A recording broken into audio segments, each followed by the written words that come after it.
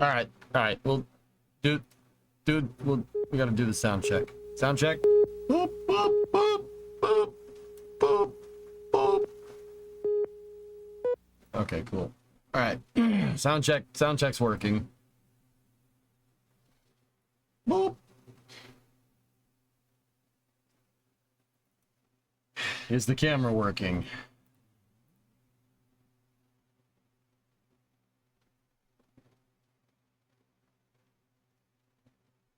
Yes, it is.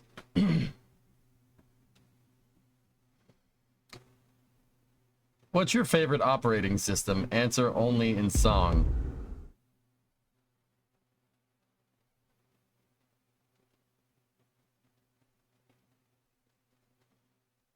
No.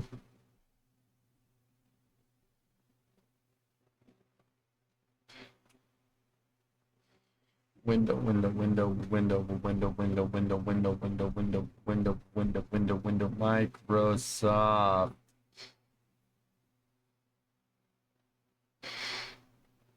Okay. So, do this the right way now. Through the windows to the wall. To the wall. Turns out that Starlink last night kind of became a thing. Yeah, I was gonna say, anything weird happened while I was gone? Huh? Yeah. Might need a bigger space news today. Yeah. Starlink 8.6 went off last night.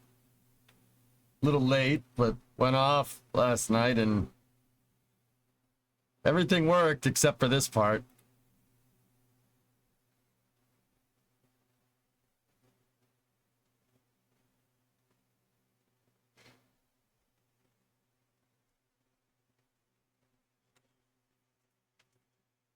Ooh, 23rd flight for booster 1062, the life leader for SpaceX.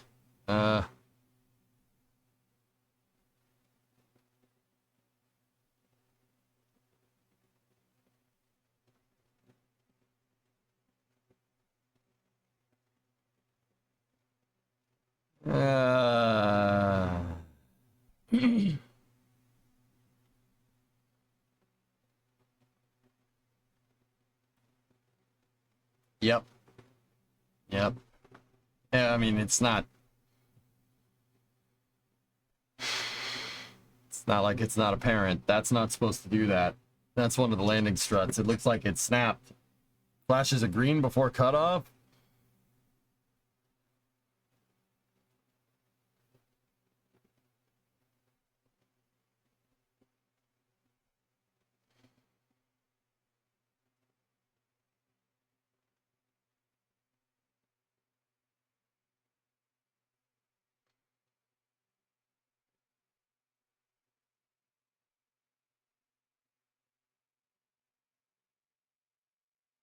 I don't know, man. It's hard to say. It looks like it hit the ground, but it kind of doesn't, but it kind of does. Like, from what I'm looking at this, it looks like it comes down a little too hard, snaps the strut, and then contacts the engines. But there's clearly a shot right here where the engines aren't touching the ground because there's fire underneath them, you know?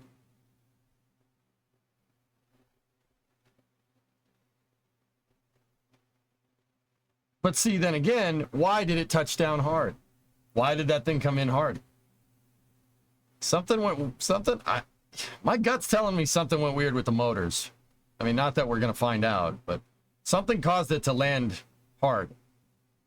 And my guess is it probably has to do with it being reused 22 prior times. It's probably, that's my guess. It probably has something to do with that, you know.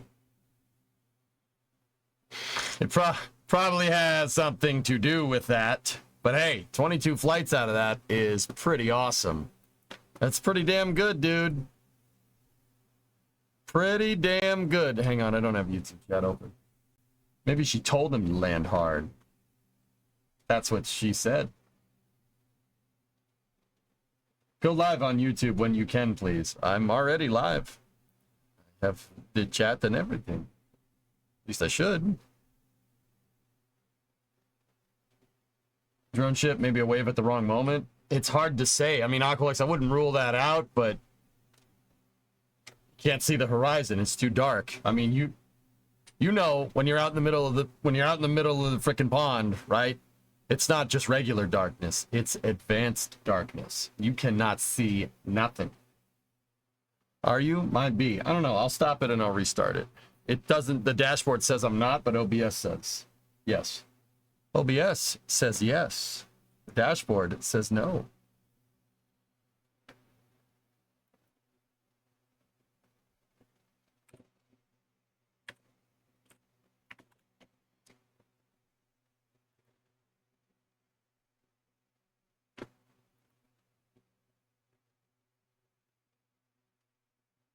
All right, let's try it now.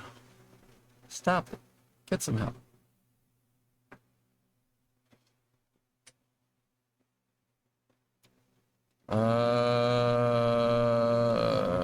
Let me clear cache on the dashboard. Give me 1 second. Anyway, how are you guys doing? Did you guys get enough sleep?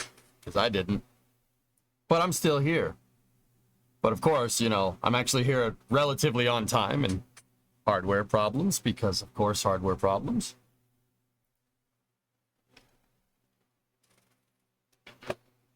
Says we got no connection. Oh no, stream is healthy at 1240. There it is. Can we talk about the Falcon 9 failure?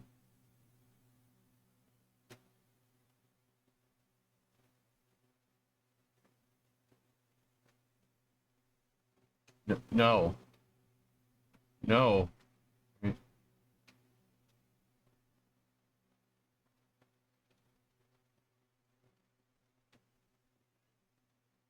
What?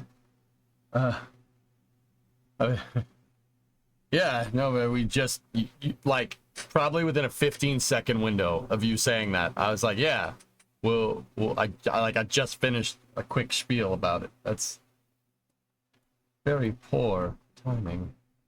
Very poor.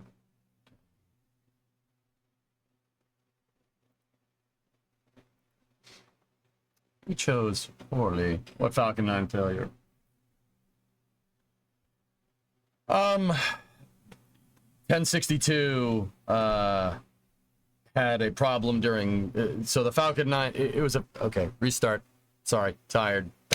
Falcon 986 launched last night at about 4 in the morning Eastern. Everything went fine. Payload's in orbit, second stage just fine. First stage delivered the second stage right on the right trajectory, and then when it was coming in to land, it did landing burn, but it seems like it came down a little too hard and it snapped one of the landing struts. And it tipped over and crashed. We lost booster 1062 at 22 successful, well, I would say 23 successful flights, 22 successful landings. No, it's all good, FX. Yeah. Yeah, no, but yeah, I mean, if you want to talk about it, I don't know, man. It's clear that that thing came down really, really freaking hard, right? But why? Why did it do that? It's hard to say. We don't really have that good of footage. Yep. Respect. So the YouTube, it says I'm live on YouTube, but it does not say I'm live on YouTube. Like, can you, somebody go over there and ping that chat?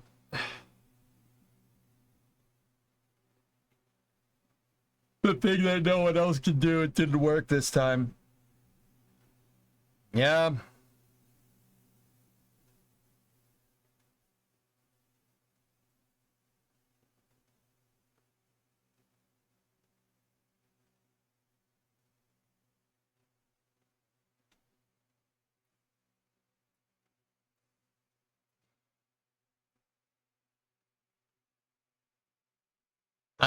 It is not giving me a preview over on YouTube, guys.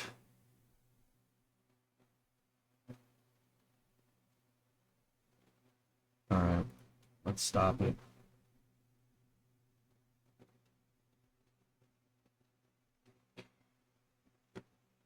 Let me do it this way.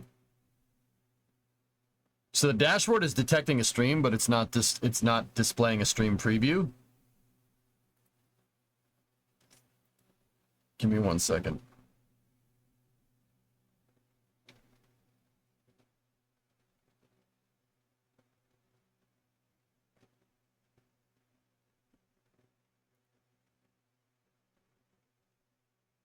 Okay. Vasily, verify connection to YouTube. 1 ping only.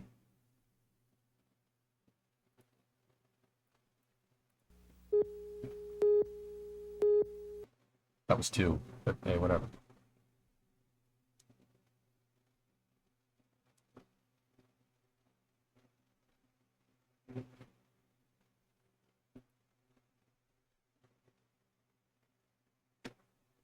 Whatever. You counted 3. 3.6. Get this man to an infirmary. All right, start. Ready?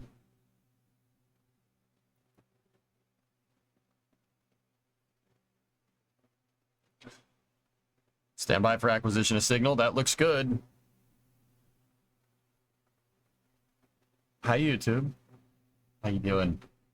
Welcome back.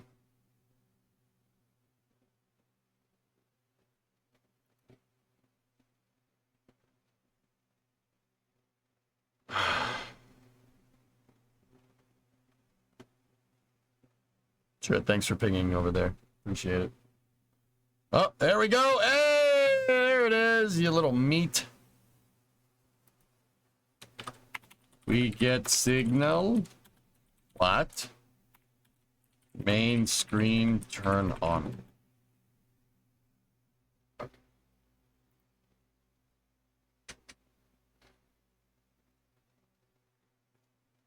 It's you. How are you, gentlemen? Oh, your base are belong to us. Well, let's send them a ping. Verify distance to target. 1 ping only.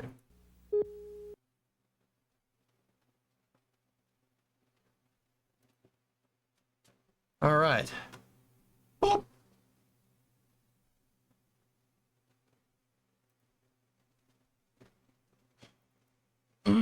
All right. Kerbal.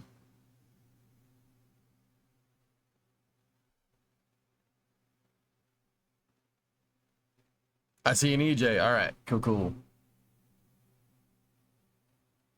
Work blocked YouTube live streams. Back to the crappy Twitch mobile app. That is a shame, Cheeto. Now I see it. It took a while. Yeah. It's weird. I had to reset my dashboard and then start and stop the stream. Like, I had to tell YouTube that I'm ready to start another stream. It's quite a weird way of doing that, mate. Like, I had to stop it, like, on the dashboard, even though I wasn't sending OBS to it. I had to tell the dashboard that I'm ready to stream again, and then I had to tell OBS that I was ready to stream again.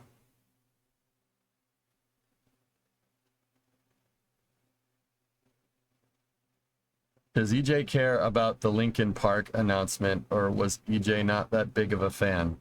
Nope, not a fan.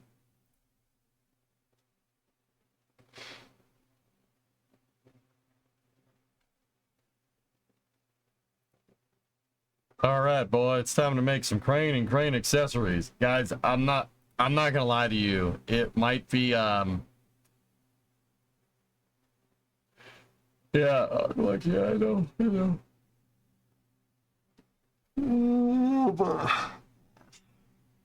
It might be a little slow for your boy today. Might be a little slow. The last 2 streams were long. Probably not gonna get a 13-hour stream today, just because I have an extremely long day tomorrow. Obviously, we're gonna do another big boy stream, and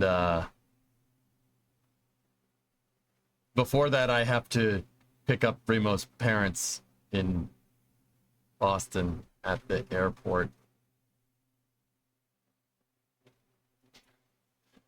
So today's probably going to be a short stream.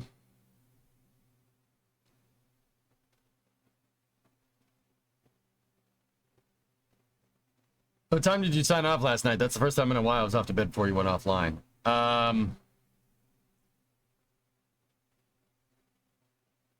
They can't get a good connecting flight out of Detroit to TF Green, Jim. That's the problem. We already thought of that.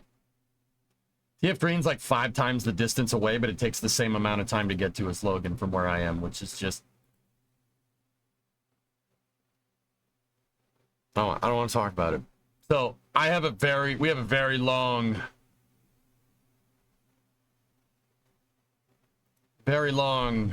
day tomorrow. I might have to move summer car. Guys, I'm sorry. It's just I can't drive into Boston. That takes an exorbitant amount of effort and focus and concentration, and then drive home and do a 16-hour stream. I'm not sure I'm capable of doing that. I don't really know what that is. We could try. But I also don't want to miss Polaris Dawn, you know. Discovery, Hey, 111 months. Last boss to just add more lanes, bro. Oh, Jesus. I said Brevo into traffic.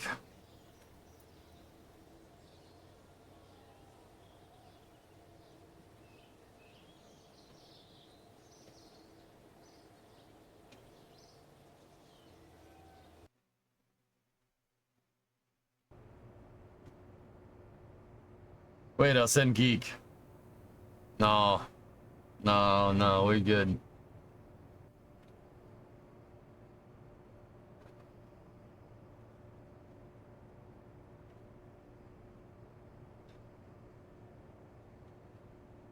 All right.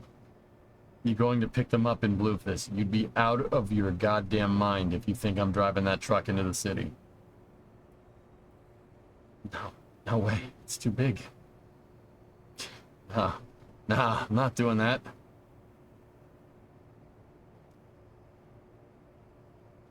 Put a snowplow on it, it'll be fine.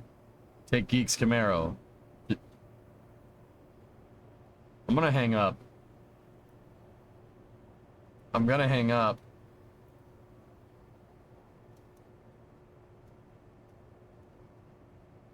No, you won't?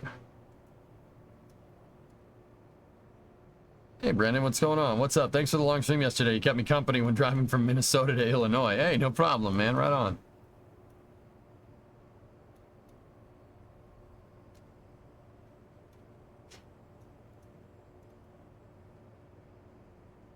Let me click it. Click what?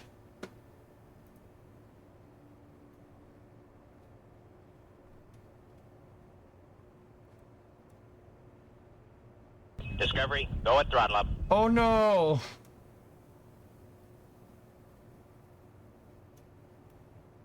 No, Flykin, that is Ernox Camaro. That is Ernox Camaro.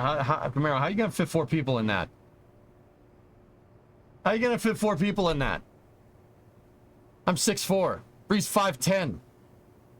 Her parents are both 5'10" as well. How the heck are we gonna fit in that car? The trunk. Question still on the table.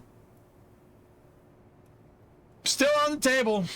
Oh, there's not a lot of space in there.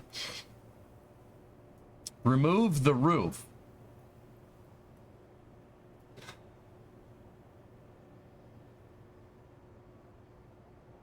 I'm gonna hang up. I'm gonna hang up and go back to sleep. I'm gonna do it. I'm gonna do it. I'm gonna do it. I'm gonna do it.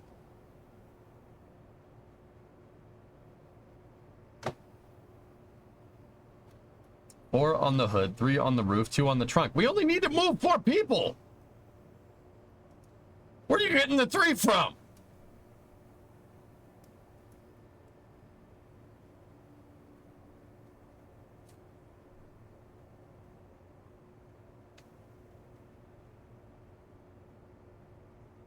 I will shut Kerbal off and I will play workers. I will do it.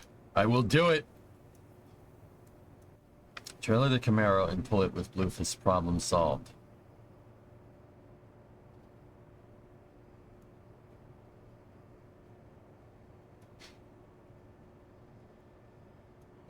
No, you guys want to play workers. Now I want to play Kerbal. Oh no, how unfortunate.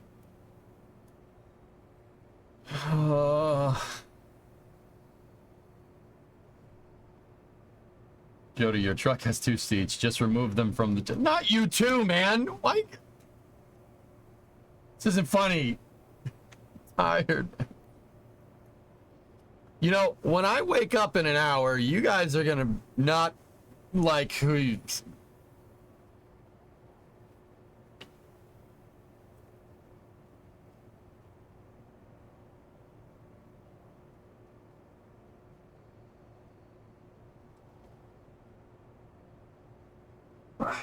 You drive with the doors open and two people can sit there. Uh-oh.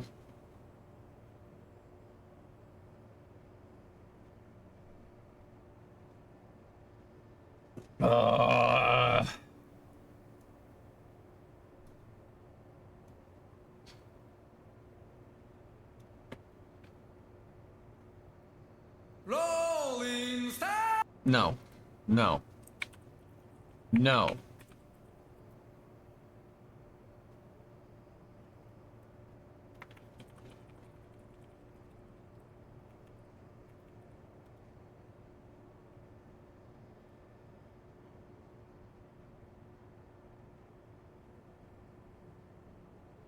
How much do you think Microsoft Windows is worth? Wait just 1 minute before you answer. And listen to this incredible news.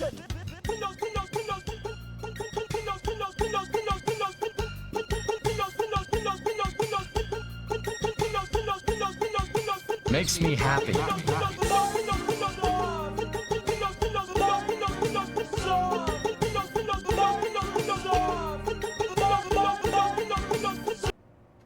All right. Yeah, see? See, you won't try that again. All right, so Windows makes me. Hold on. We have an update from Herr Beer here about what happened with Falcon 9. Let's see. He has contacted the Federal Aviation Administration. Hold on one second. The FAA is aware of the anomaly occurred during the SpaceX Starlink Group 86 mission that launched from Cape Canaveral Space Force Station in Florida on August 28th. The incident involved the failure of the Falcon 9 booster rocket while landing on a drone ship at sea. No public injuries or public property damage have been reported. The FAA is requiring an investigation. Oh, balls.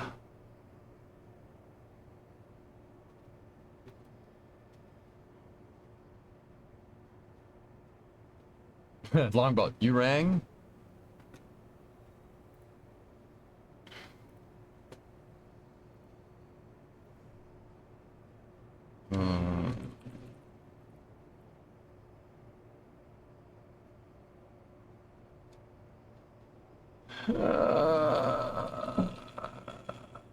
That was not a good time for that to happen, fellas.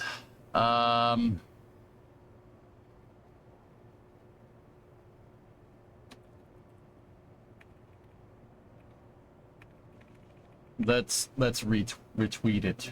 Reseed it. Huh. This raises a couple of questions. Questions about future missions. Huh. Yeah, let's move the huh to the end.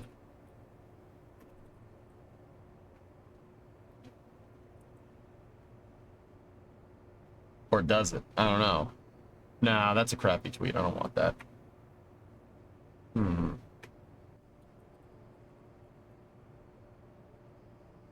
Tag the FAA? Why?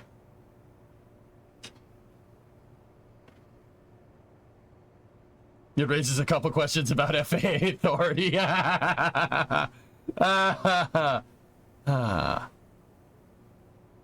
And any... Well, there was an investigation for the LOX leak. Huh. Another investigation.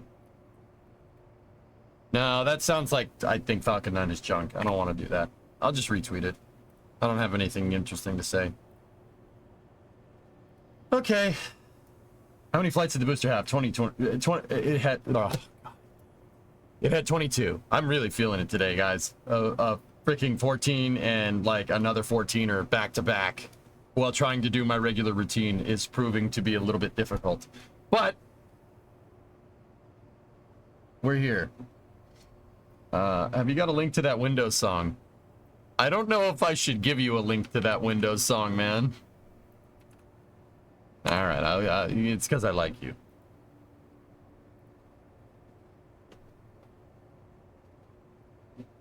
Please don't. Oh, serious? No, don't you love it? The Windows song has been weaponized. We enriched it. Okay. There was an investigation for the lock sleep because it makes sense when it's in the middle of a mission. A rocket landing in the middle of the ocean has basically zero effect on the mission overall. Disagree. If it's an engine problem, then it absolutely does. Just saying, and I think it's an engine problem.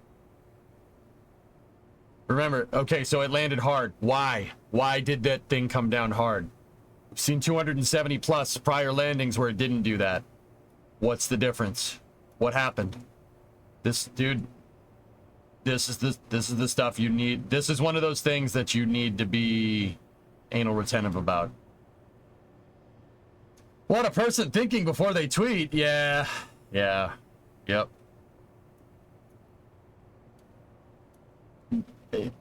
Dudes, something went weird with that motor. That motor is pulsing out fire, and there is residual. That always happens. I tell you guys, engines burp during landing. They always do. They always burp every time. That one looked like it burped too hard. It was a vintage booster. Prove it.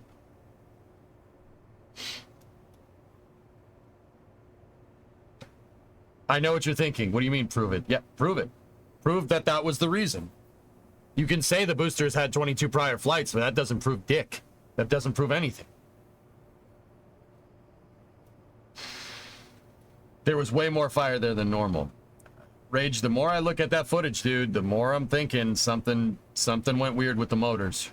Why would the FAA conduct an investigation? Because you're right, Hellfish. Why? Why would they do that? That makes no sense. Unless there's a problem with the engines. If the landing leg snapped, I don't think they'd care. They didn't care when it happened at 10:58, but then again, it didn't happen during landing. Now did it?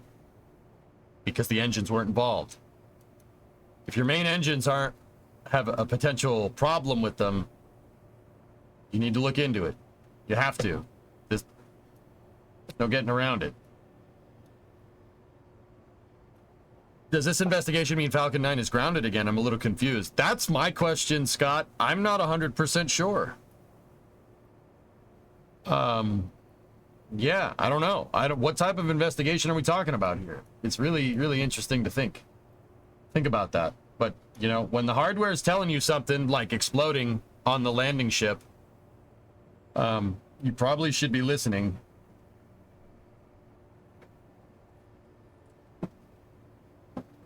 I do understand the caution for knowing why it failed, but at the same time, it's the landing. It's not mission critical. If it's a problem with the engines, it's pretty mission critical, dude.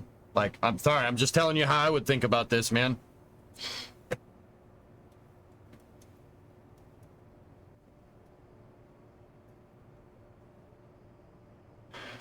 I have all of them, Creeper.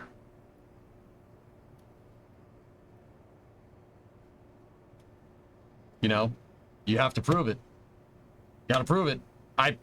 Now, if I'm just gonna throw my hat in the ring, I'll say, you know, what engines were flying? How many times have they flown? Have those engines flown 22 times? Because that means that engine has been through 66 starts during every mission. Are those the engines that came with it from the factory? Were engines swapped? There's a lot of stuff to answer there. Yeah, Mikey, exactly. It came down a little too hard. Why? That means something went weird with your propulsion, your landing motors. The motors that you also used to go up. Right? What's wrong? What's wrong with it? Why did it fail? Now, like I said, if I'm gonna throw my hat in the ring, I'll bet you it's probably because if those engines have been used for all 22 flights for that booster, it's probably because it's old. It's probably because it's old. Most likely. But who knows? Does the FAA have to issue a no-fly zone for the first stage's return trajectory? Maybe that's why. There is a TFR for the landing zone element, yes.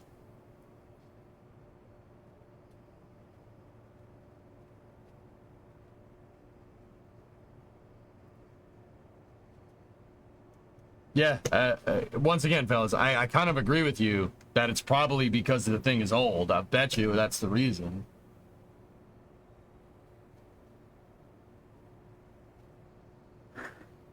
I bet you that's the reason.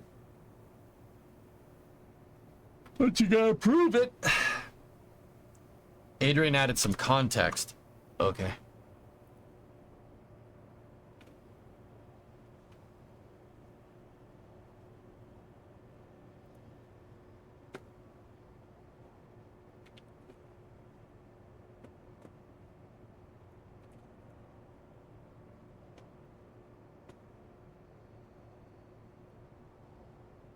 I see a lot of people wondering why this has not happened in the past. In 2021, Falcon 9 was still operating on the old mishap criteria. The new ones state permanent loss of vehicle as a mishap reason, while the old ones did not do it that specific.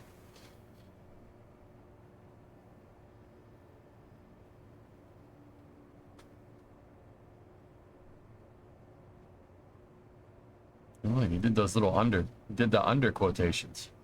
Under and over quotations, you see that? Could the FAA impose reuse limitations? Doubt.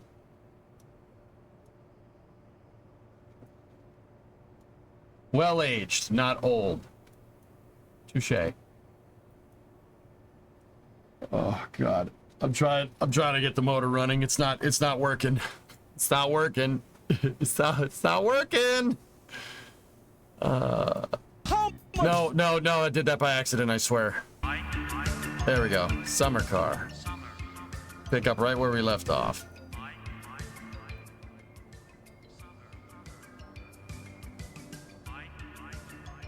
Crane at work this morning. Oh, cool, man. A telescoper.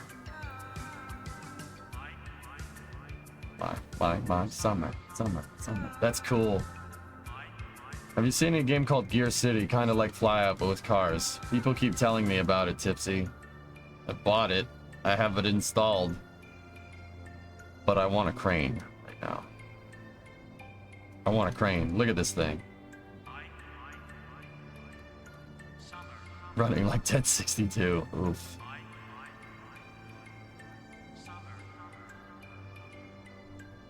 Hey, Exo, yeah, if a plane crashes during landing, no matter how big or small, the FAA and the NTSB are involved. Now, I'm not 100% sure that that formula really works very well with rockets, because SpaceX, like, has shown to do their due diligence, you know? But who knows?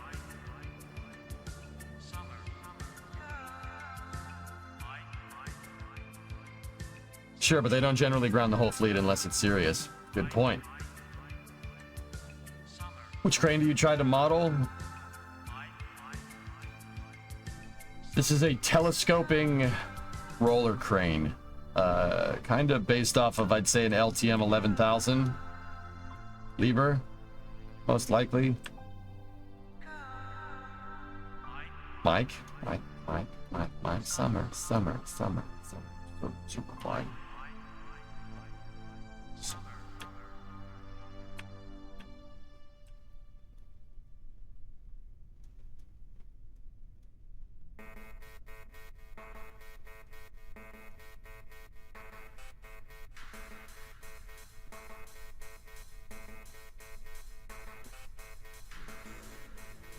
The worst part of this is the Pitchfork Brigade is going to go after the FAA again.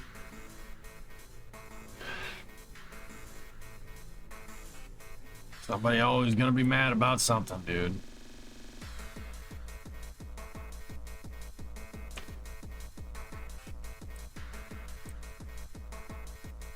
Discovery, go at throttle up. Did I miss an FAA talk about SpaceX? No. I don't think so.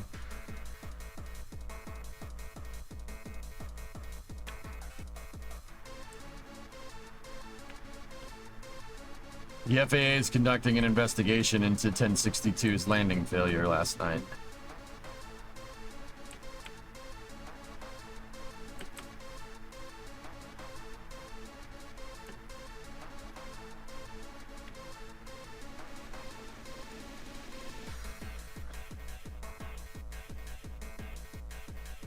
Think of the children. Won't somebody please think of the children? Ugh, those people need to be slapped so hard, Duckers.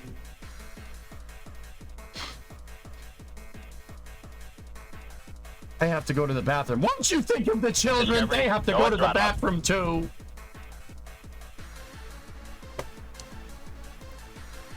Yes. Execute Order 66, EJ. Rid us of the Jedi. What was that? Oh, Coco, I gotta go poopy. Okie dokie. We're gonna try to lift the stupid truck. Oh my god, man, wake up! Creepers, creepers. We're gonna try to lift the truck. We're gonna try to put it up there. Let's go.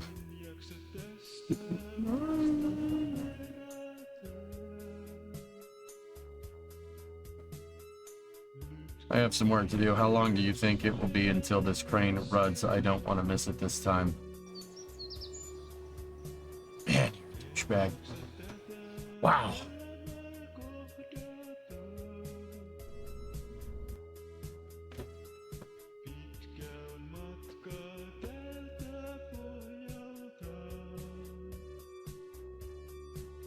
Hey, Chimp, what's going on?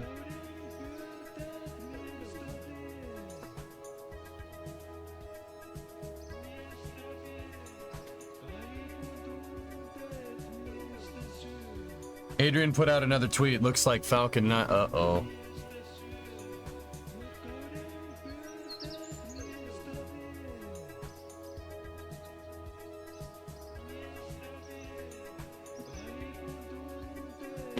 Hold on.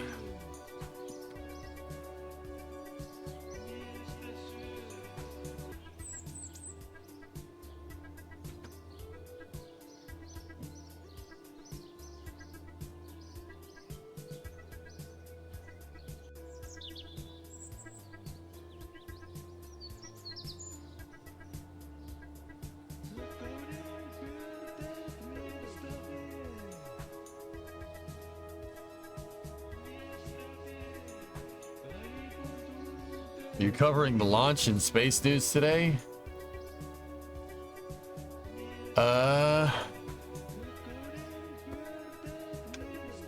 Is there a launch today?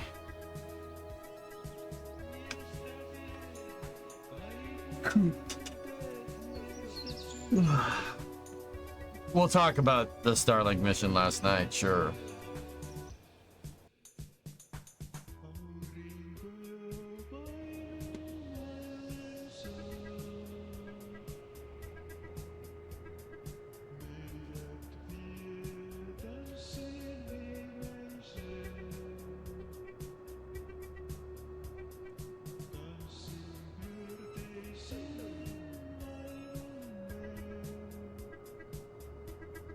Where's the truck? What's the mass of this thing? 21 tonnes.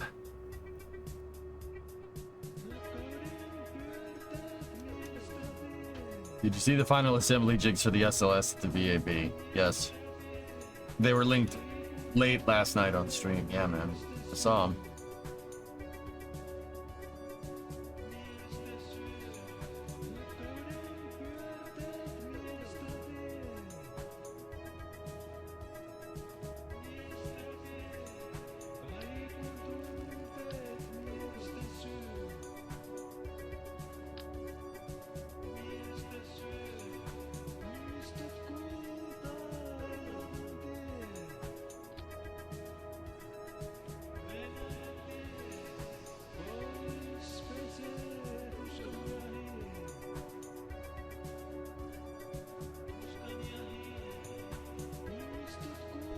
Alright.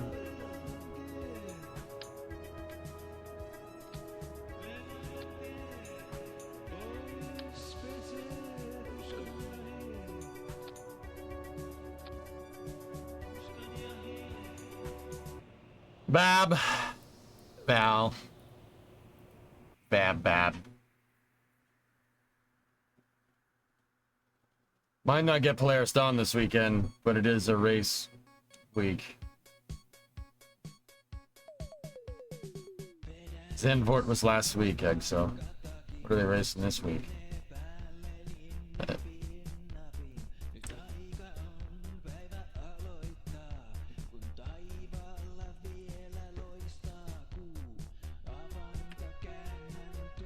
Is it Monza? Forse Ferrari. The USAF is back on Tinian. Technically, they were never there.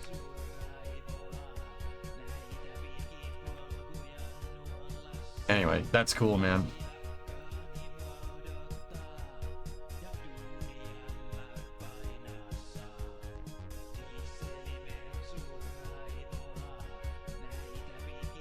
That's cool.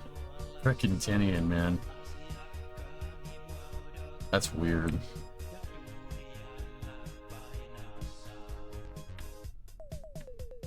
Oh, that made me want to play Hearts.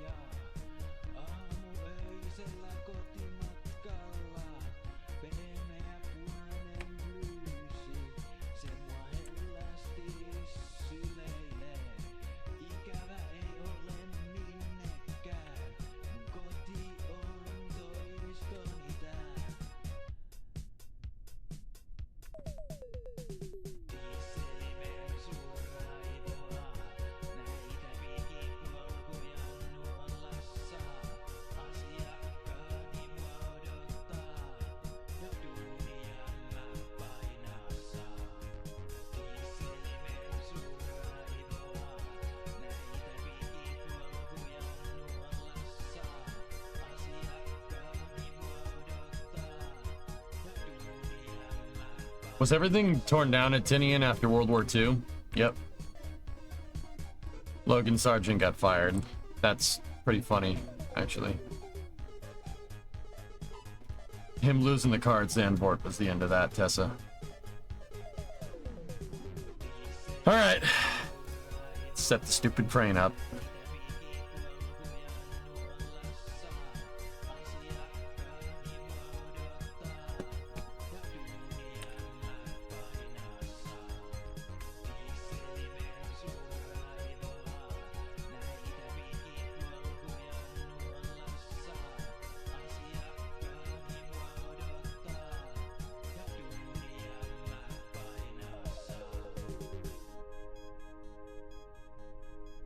Don't listen to him, Crane.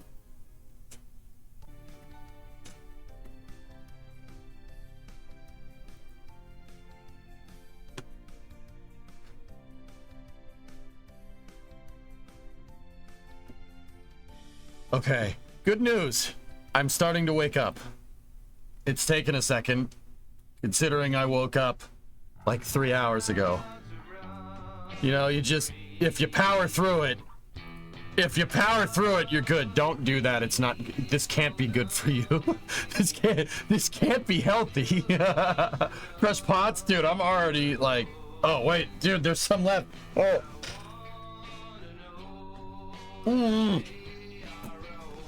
All right. Coffee's kicking in, baby.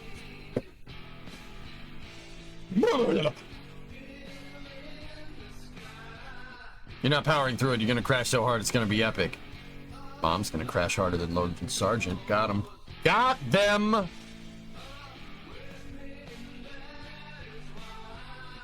I must have had me around 15 fresh pots on account of them being free. You get free coffee?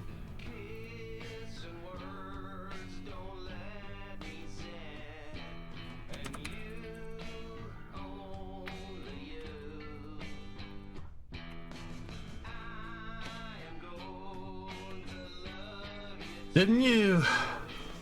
Wasn't I a Logan Sargent fan? No. No, never. No, never. I could have told you that was happening. You're gonna crash harder than 1062. I was waiting for someone to make the damn joke, dude. And that's how you know I'm waking up. Because I'm like, someone's gonna do it. Someone's gonna do it. These mother... Ugh. This is your fault. You pooped the money bed, my friend. How many pots do you have this morning to wake up? Just one cup. Your F1 manager playthrough says otherwise.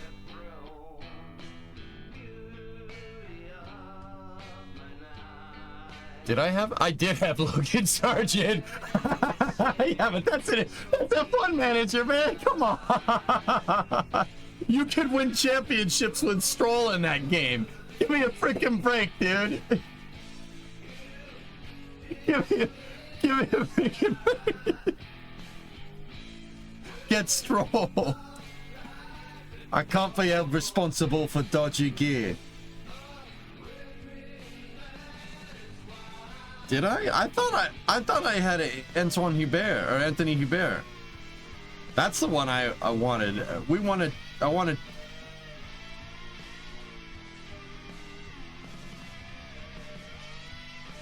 We played as Haas and we had Hubert. Oh crap! It was Logan Sargent. Whoops. Speaking to his performances, dude, when he crashed a car in Zandvoort, I was like, okay, that's done. You can only cost the team so much money before they're like, get the frick out of here, man. We played as Haas. Well, that's your first mistake. I won a couple of races as Haas, dude, on the highest difficulty settings. I miss Polaris Dawn. Do we know why it's scrubbed? The recovery conditions were no good, Phoenix. You have to take that into account when you're launching people like this. And we don't have a safe haven like the ISS to get to. Abort contingencies and recovery conditions are very, very important. It's actually something I should probably talk about today. I mean, there's a lot of space news, dudes. But, yeah, you got to go back to the Gemini missions to understand this kind of stuff. Some of the Gemini missions came through re-entry and they were like, yeah, we don't know where the capsule is. You gotta go find it. Like, that's a real big problem. Oh, go good, Funkum, what's going on? You don't want to derail the stream. Don't worry about it, dude. It's all good.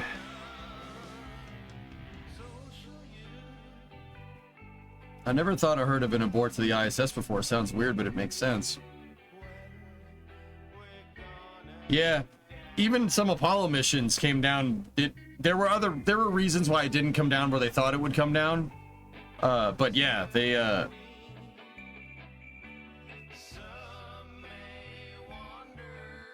Aurora 7 Carpenter splashed down off target. Yeah.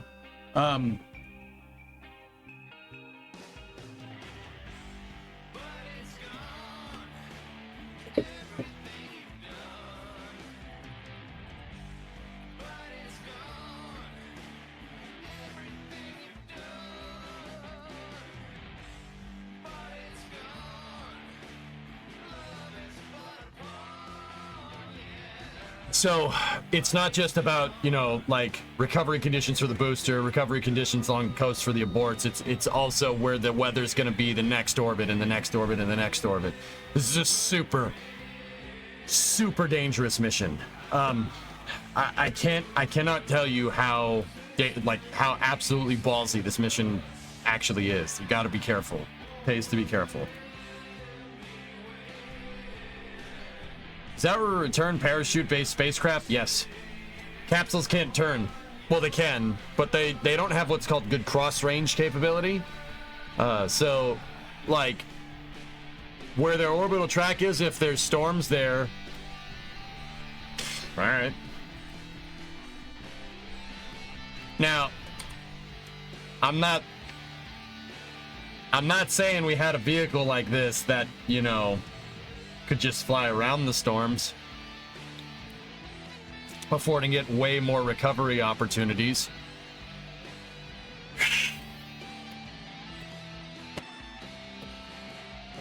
I'm not gonna say that. I'm not gonna say that. You know. Buran? No. No, the shuttle, not that flying dumpster fire with a communist flag on it.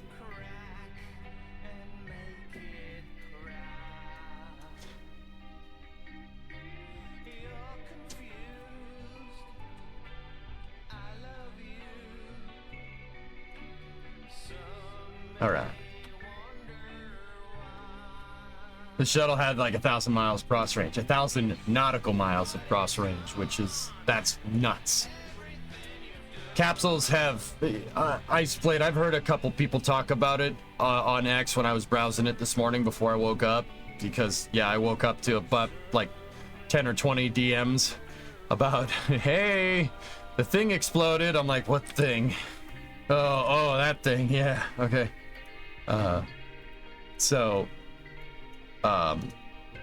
Yeah, capsules have like 100 miles cross range, maybe.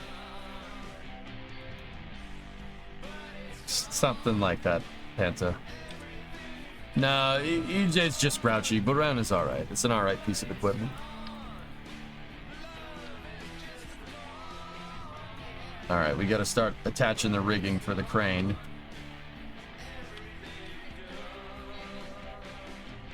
Johnny Kim got assigned? Hell Hydra. Oh my god, I love that dude. Johnny Kim's one of my favorite astronauts, man.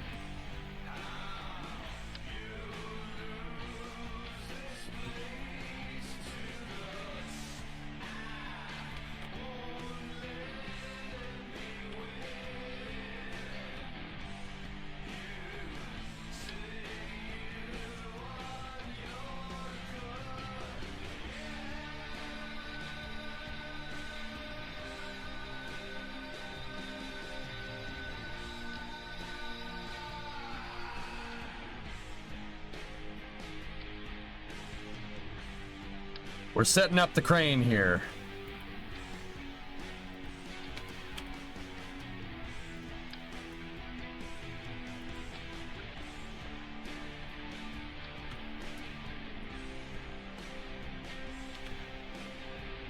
Hey. Don't trip. You tripping, dog. You tripping. Bill, you tripping, dog. They have to get Kim his wings before Artemis 3.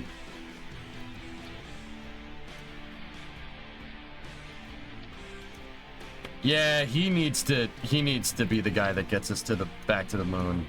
Like Kim is just that guy is the man. If you guys don't know about Johnny Kim and who he is he's an astronaut, right? But before that, he joined the Navy, became a Navy SEAL. He served on the same SEAL team as Jocko Willink, if I'm understanding that correctly. And not only was he a Navy SEAL, he was one of the hardest jobs for being a Navy SEAL. Jocko Willink was a radio guy. He was the radio man, right?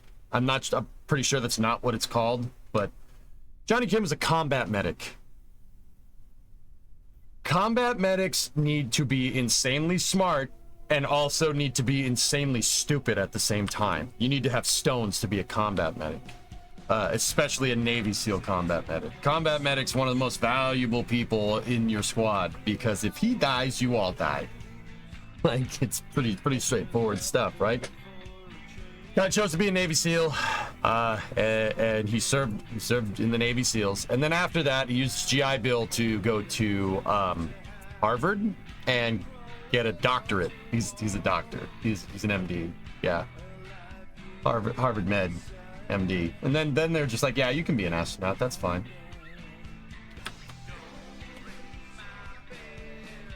Yeah.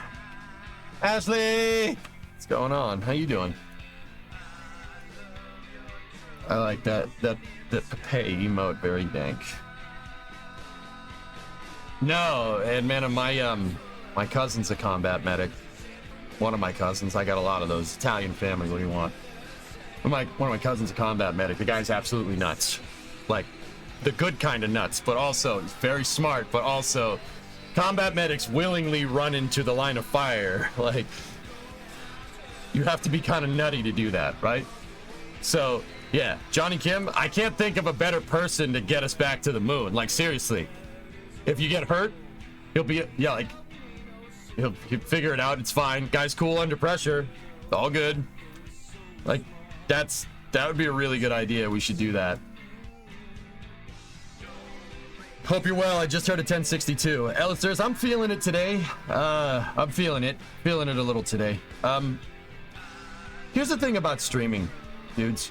I had somebody, believe it or not, this isn't my own thought. I was at a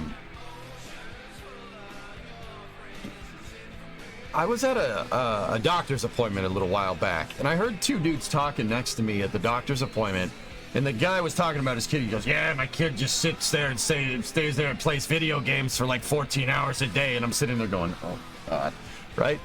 And then I heard the other guy say, well, hey man, that's a lot of hard work. And the guy's like, what are you talking about? It's a lot of hard work. It's not a lot of hard work. Just sits there all day. And he goes, no, think about it, dude. Streaming for 14 hours is like driving for 14 hours straight. And I'm sitting there going, and the guy was like, oh, yeah, I guess you're right. I'm like, huh.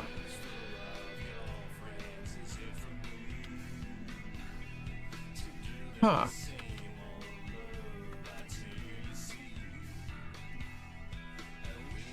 Ellis says, we're not sure. And I was like, you know, that is a really good way of putting that. I can't believe I've never thought of that before. It was just some random dude. And I didn't participate in this conversation. I was just sitting there going, because I didn't want to be like, oh yeah, I stream 14 hours every day. I play video games for 14 hours a day. Ha ha ha ha. Just let me butt into your conversation. Ha. No, I didn't want to do that. But I was thinking about it. I'm like, holy crap, that's actually a really good way of putting that. So, like, how long did we stream on Monday and Tuesday? I think Monday's stream was 12 and Tuesday's stream was like 14 or something.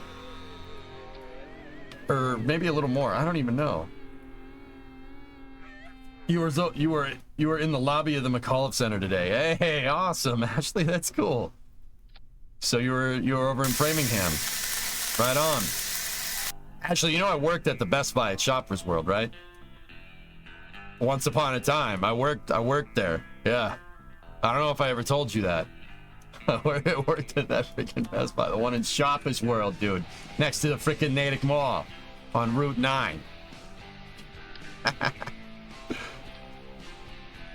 That was a long time ago. Yeah. Best Buy 532, Framingham. Yeah, oh yeah, I worked there, dude. Oh yeah, that's a thing. Mr. Dick. Nick, anything good?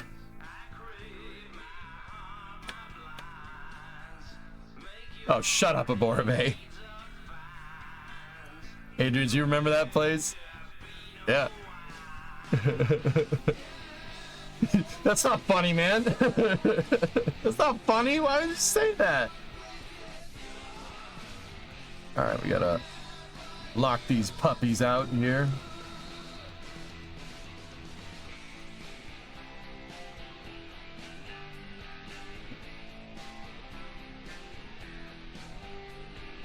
I was about to say, you still work there? I have not worked there since,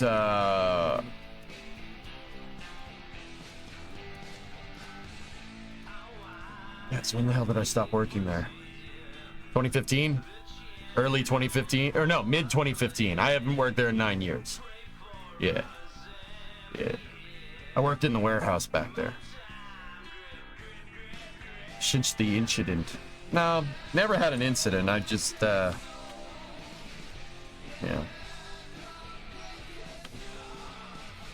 Aborve, we got robbed. Dude, some people that I worked with, Ashley, like a decade ago, watched the stream. And I'm actually really good friends with some of them. He worked at the Geek Squad standalone store in Santa Monica and at USC. It's always money in the Geek Squad stand. Wait, no. Big deal at Christmas time. It used to be once upon a time.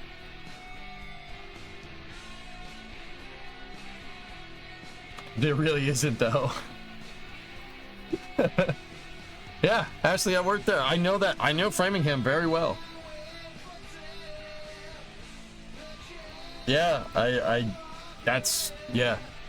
Old stomping grounds, dude. All along the Route 9 corridor from Chestnut Hill to Framingham. That's where I grew up. Oh, yeah. Did Geek Squad get commissioned at Best Buy? I don't know. I never worked Geek Squad. I just worked in the warehouse and lifted things up and put them right back down. Hello, Sean Doherty Photos. How are you? I'm going to be working at an event on Sunday, 3 to 9 at the McAuliffe Center. Right on. Your Best Buy closes at 7 p.m.?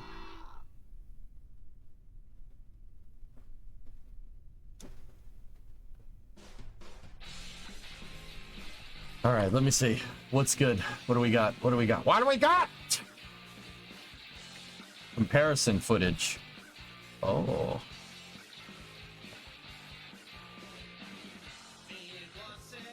Rockets are awesome. I like rockets, astronomy, and anything space related. Like doesn't equal endorsement. Okay.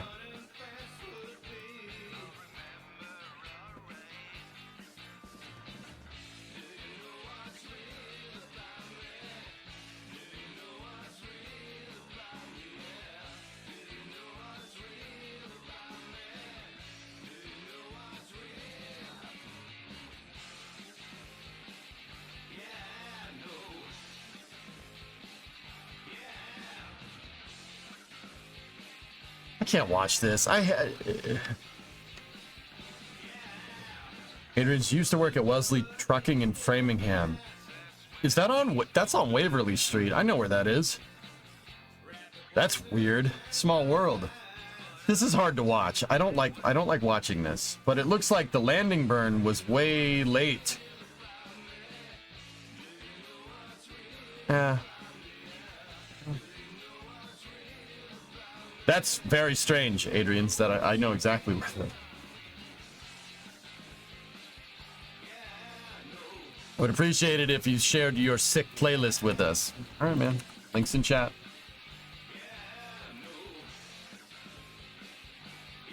.1062 had a hard landing, dude. Hard landing. Snapped a leg. See the back leg? Oh, that's so freaking difficult to watch. I can't stand it. I can't watch this, man. I hate seeing this. I hate seeing these things explode. And you know, arguably it's good for business. You know, this is a great story and you get to talk about it, but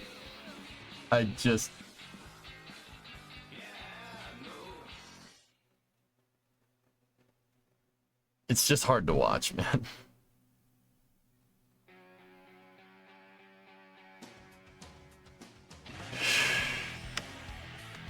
Jens is last, or never mind. Acceptable losses.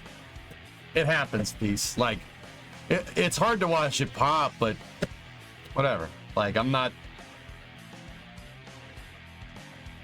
You know, I would be remiss in saying, like, all right, like, I don't like seeing this stuff explode. That's a lot of work to make that thing go. Like, it's a lot of work to make it go. You know, but hey, I'd say they got their money's worth here. Figure out what went wrong, make it better, and move on. Actually, if you guys want to see it here, this is one I haven't seen linked yet. It's from Elon himself here. It's a reply to yeah, look. Hang on. Yeah, here. It was a response to an Eric Berger tweet. Shortfall of stability. Look at this. This, and I'm not sitting here and saying like I figured this out at the same time. I learn a lot from this dude despite all the political stuff he posts nowadays. I mean, whatever. I don't want to talk about that. But see what he said right there? That's the mentality you need to win at spaceflight. Well, win. To be successful. See that right there? What he said right there is exactly what I'm talking about. Now we figure out what went wrong to drive the landing failure rate far above 1 in 1,000 and then 1 in 10,000 and 1 in a million. See that? Not dissuaded in the least. That's cool, man. Now, whether you like that dude or not, whatever. But that's, you know, that's the right mentality. That's how it has to be. This is what I've been talking about, man.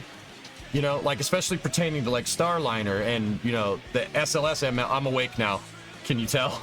Coffee kicked in. The coffee kicked in. I'm good.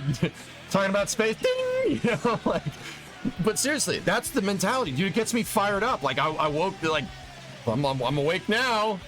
Right? Like, this is how it's got to be. You can't be satisfied with this. 1 in 276. No. Frick those odds. Frick that. 1 in 1,000. That's how, this is the mentality that you need to have to be successful at spaceflight. That's it. Take accountability for your fricking actions and make the thing better. Now, contrast that with, you know, Starliner's missions where they're blowing out thrusters and they're like, it's fine. Dude, what are you doing? Like, I was willing to give those dudes the benefit of the doubt, right? But also, man, you have a failure mode on the prior 2 flights and then you put crew on it anyway. That's Bush League stuff, man. We're repeating the same mistakes on thrusters that we knew this could happen with, right? Like, that's not how you do this. This is like, dude, I'm not a rocket scientist. That's not how this works. I know enough to know that, like, that's not how you do things. That's Bush League, man. Rook at least publicly seemed non-fussed about it. Iceblade, dude, like, look, you got to figure out, you got to prove that it's something to do with the booster being old, which is my guess. That's my guess. Components wear out. You guys don't have any idea the stress that gets put on the turbo pumps. I'm amazed those turbo pumps have lasted 20 flights. I'm frankly amazed. Like, that's ridiculous, right?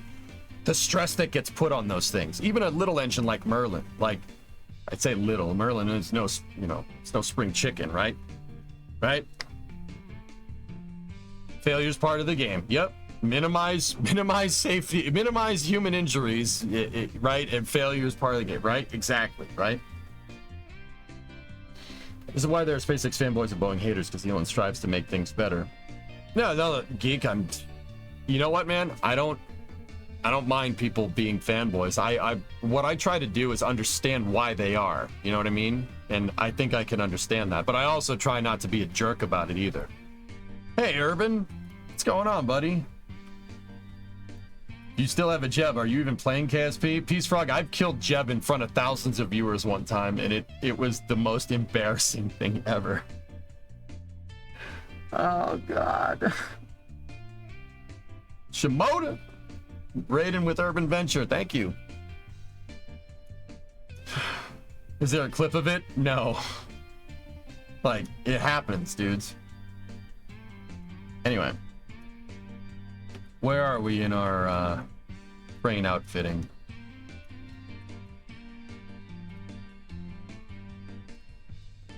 Radio Freak Urban. Good morning. How are you?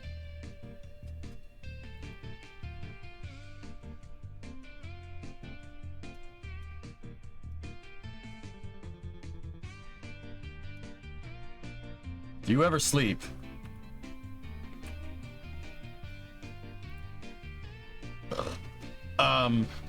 I'm not gonna sit here and pretend like I am not absolutely feeling it today, Urban. And that's mostly because what time did I go to bed? Like 3:30? And I woke up at like 9. It's not a lot of sleep, but it's some sleep. And the dog woke me up in the middle of the night because he had to take a dump outside Duncan. My mind Pavlovianly wants more coffee. Anyway, Urban, thank you very much for the raid, buddy. You guys follow Urban. He's a good streamer. Good dude. Top bloke, as he would say. He's a top bloke. He's also a Ford guy. He's also a Ford guy. We're friends. Give him a follow. He's a good streamer. Anyway, Urban, thanks for the raid, man. How are you?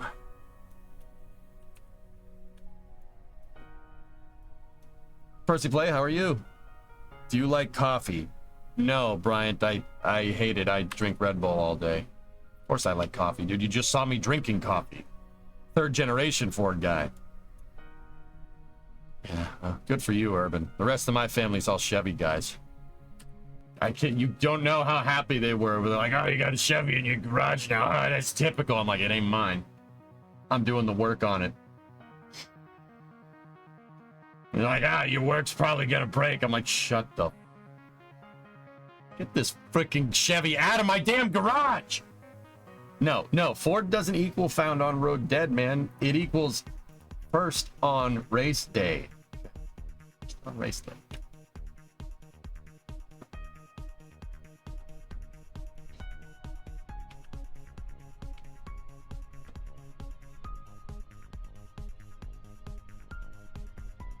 Yardnit made an appearance last night, Sam. Real late, but he did.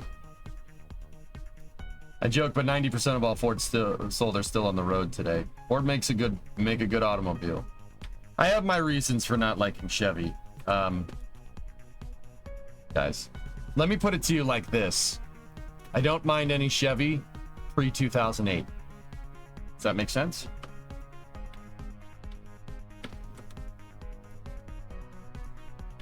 %, the other 10 made it home. Oh, I don't like you. Oh, I don't like you right now. I don't like you. You got me there, and I don't like it. I know what you're doing right now, and I don't like it. At least you don't have a Jeep. I've worked on a Jeep. It was an experience. When I think of Ford, I just think about how many F-150s I see not being used for truck stuff. Jody, nothing bothers me more than seeing a truck drive down the road with low-profile tires.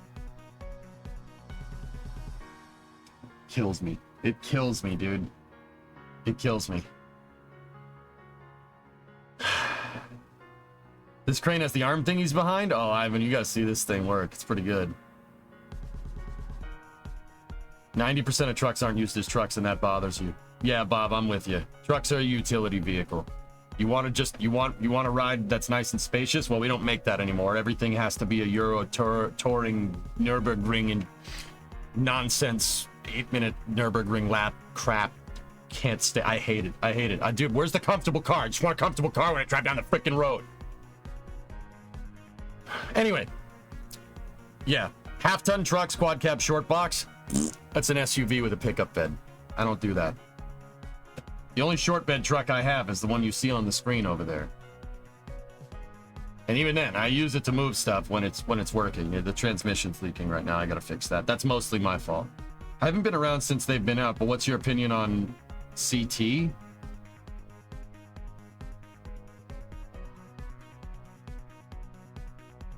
I'm going to assume, Demo, that you mean crew test flight. Yeah, I don't know. El Camino for the win. Hey, El Camino's had a long box in him. Hyundai just resurrected an iconic 1980s model as a sleek 21st century electric car. That's awesome. You know what, man? I'm not really a Korean car kind of guy, but also at the same time, I really appreciate Hyundai for trying to do something different. Like with the Ionos and stuff. At least they're trying to do something that doesn't look like anybody else's stuff. I really appreciate it, honestly. I really appreciate it. Good on them. Frick making a car that looks like everybody else's car. I hate that stuff. You know, like, once again, I am by no means fans of Korean cars, but also I got to tip my cap and recognize credit where credit is due. Give credit where credit is due. At least they're trying to make something that doesn't look like everybody else's. Good on you. You love your Ioniq 6? It's a cool car, man. Like, Demo, not my cup of tea, but yeah, it's a cool car.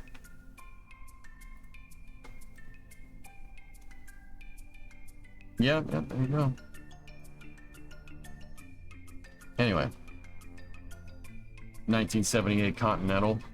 The pros and cons of one of the largest, most absurd American cars in here. It's not absurd. It's a luxury car. It's a sport. It's a luxury coupe, man. Ah, dude, I wish we went back to making cars like that.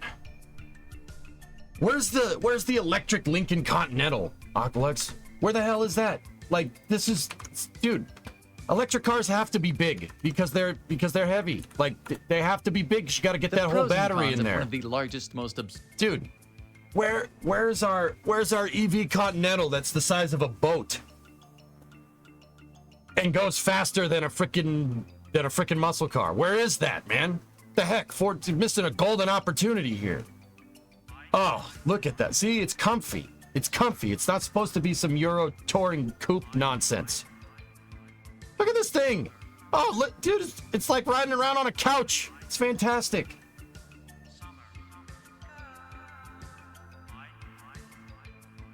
Your first car was a 72 Cadillac Calais. Whoa. Look at this. It's not a performance vehicle. It's designed to ride in comfort. This is almost purely a baking channel and then drop that in the middle of everything. Dude, look at that thing. That's a freaking car, dude. What has it got? 460 in it? It just makes 150 horsepower and gets 7 miles to the gallon.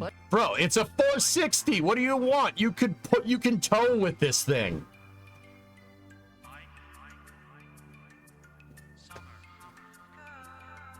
Last, please. Did you know there's a beast that makes a Windsor short block with Cleveland heads called the Cleavor? I've known about the Cleavor for some time, Helpless, yeah. I learned about it on Engine Masters. Yeah, Cleavor's very interesting. 472 with a Holly 4-banger. Yeah, see, that's, like I said, man. I love big cars. I love comfy rides, man. I'm 6'4". I can't fit in a small freaking car. I hate it because I'm like this. This thing, riding style, baby. Look at that thing. Yeah, it gets 7 miles to the gallon. Whatever. Yeah, I get it. I get it. It's everything environment. Yeah, you know what? It's also good for my back.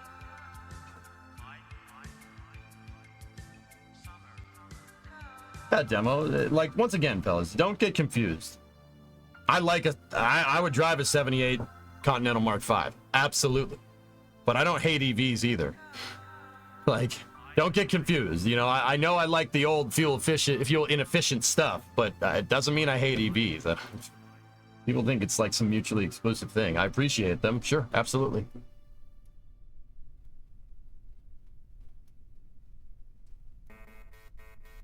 You're skipping all the good things, catches and dislikes. Yeah, I'm trying to build my crane. That's why.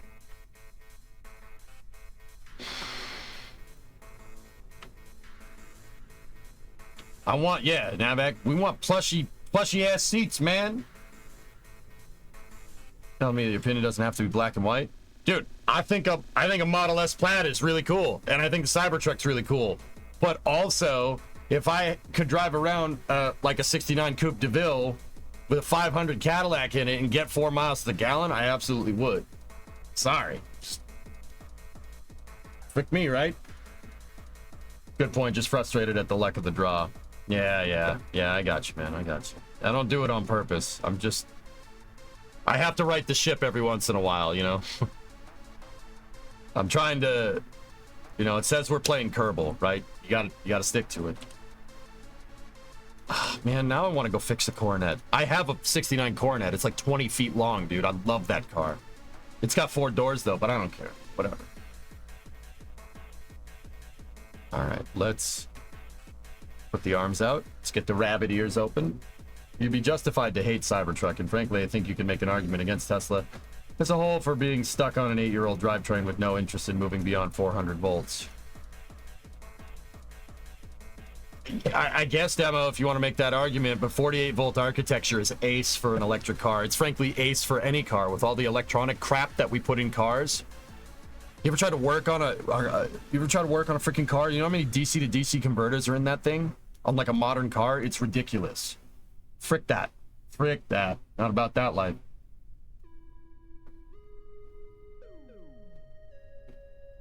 Did you catch the Tesla Hilux in engineering? Aqualux, all I've done since shutting off workers last night is sleep, eat a bowl of cornflakes, take a shower, and make my bed. And then take the dog for a walk. And maybe browse the X for a second, just because my DMs were exploding this morning, dude. I haven't had a chance to catch it yet, man. Tactile dashboard controls. Oh, Urban, you are a man of taste. I like you. I know exactly what you mean, man. I want to feel that damn switch. You know, when you flip that switch on a dashboard, it needs to make a very satisfying click noise.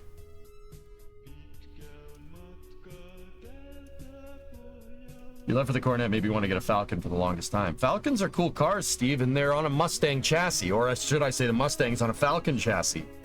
So you go buy a 61 or a 62 Falcon, any Mustang speed parts will fit on that thing. Just saying. That's the reason why I bought the Coronet. The 4-door shares all the same underpinnings as a 69 Charger. Put a Hemi in there. I mean, I don't know why you would, but could. Talking about the drivetrain specifically, the Ioniqs have an 800-volt battery system that decreases weight from wiring and increases maximum charging power. Okay. Anyway. Damn it, now I want to play Car Wrench. You guys suck. You know what? I did this to myself. I'm not gonna lie to you. This is kind of my fault.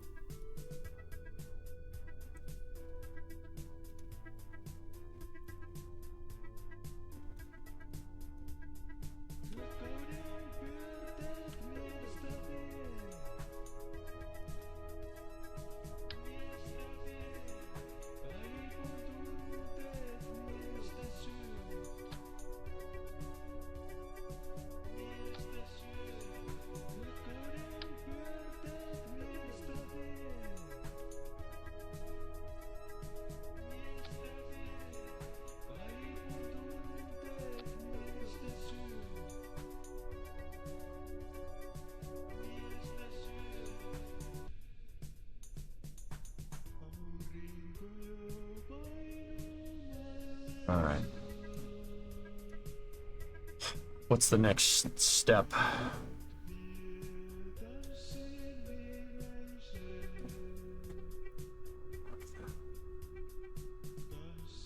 Demotorized. Unlock. Unlock. Demotor. Gotta take that, unlock it, demotorize, and then we use this to tension. Pull that back.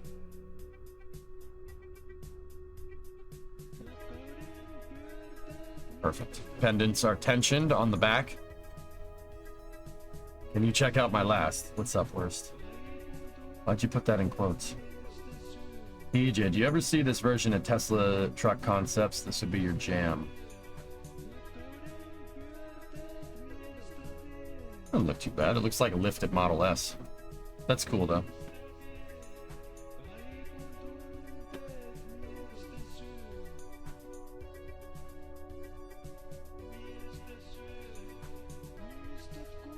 Interesting, Sneaky.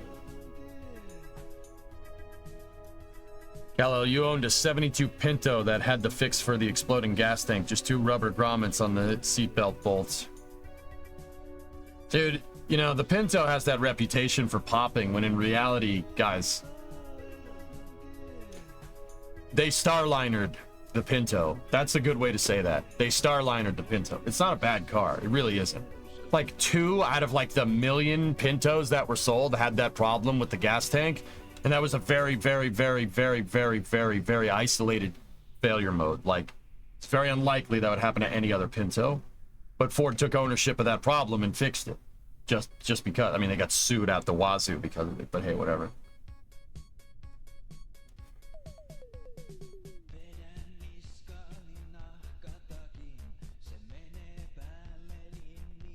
Journey, what I still want to do is I want to take... I would really like to take like a 4x4 pickup truck and take the engine and the transmission out, leave the transfer case and the drive axles, and where the transmission is, just put an electric motor. And then put batteries under the hood. Same weight distribution, you're not altering the suspension design at all, and then you have instant torque. You'll probably snap U-joints and break your transfer case doing something like that, but hey, whatever. Whatever. It's all about how you put the controller in. You know? I think it's a good idea. That would be awesome, man. I'd love to do that. You missed your 74 Cutlass with a Rocket 350. Oh. Nice cars, man. You could swap the transfer case with an electric transaxle. Aqualex, the only thing that I'd be worried about is that the transfer case it might reverse the... I guess it depends on the truck. If the transfer case has both things spinning in the same direction, sure. Yeah, but some of them don't, I don't think. Because of the diffs. You have to... Yeah, I guess it depends on the transfer case. But yeah, in certain use cases, sure. Why not?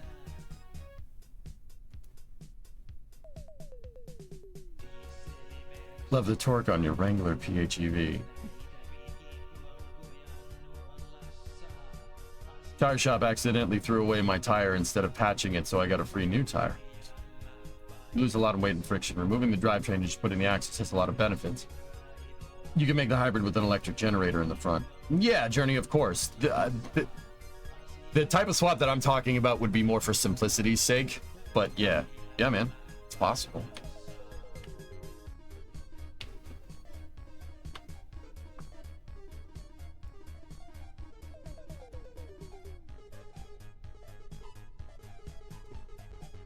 Is KSP still better than KSP2? Boost. KSP2 doesn't exist in my mind anymore. They nixed development on it, dude. Not interested. Okay, we gotta attach the pendants here.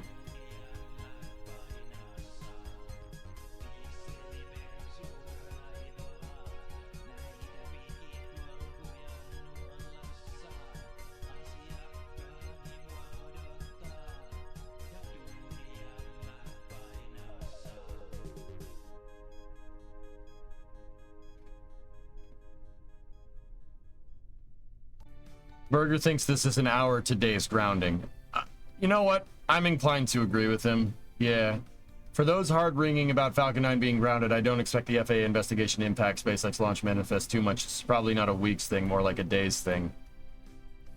See, Falcon 9 has this benefit going for it, and this is what I mean about flight rate and stuff, dudes. The benefit that Falcon 9 has going for it is that there's a lot of empirical data to prove what... It's very easy to figure out your fault tree when you have 300 plus flights, 276 prior landings of data to look through. That's part of the reason what makes SpaceX so damn good at what they do. They just fly a lot. Sorry, the rocket that flies more is always going to be safer than the rocket that flies less. I don't give a frick what anybody says.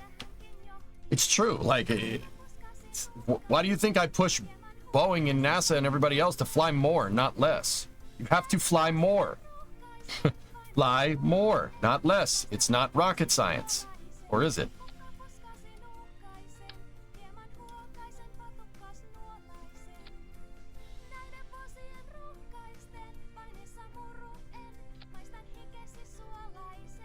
You mean flying once every 5 years isn't good? Yeah, Jared, it's very interesting. You know, see, Jared, dude, my opinion about waterfall testing when it comes to rockets really has changed over the past 2 to 3 years, especially in light of everything that's going on, like with Starliner, SLS, you know, Block 1B, etc., etc.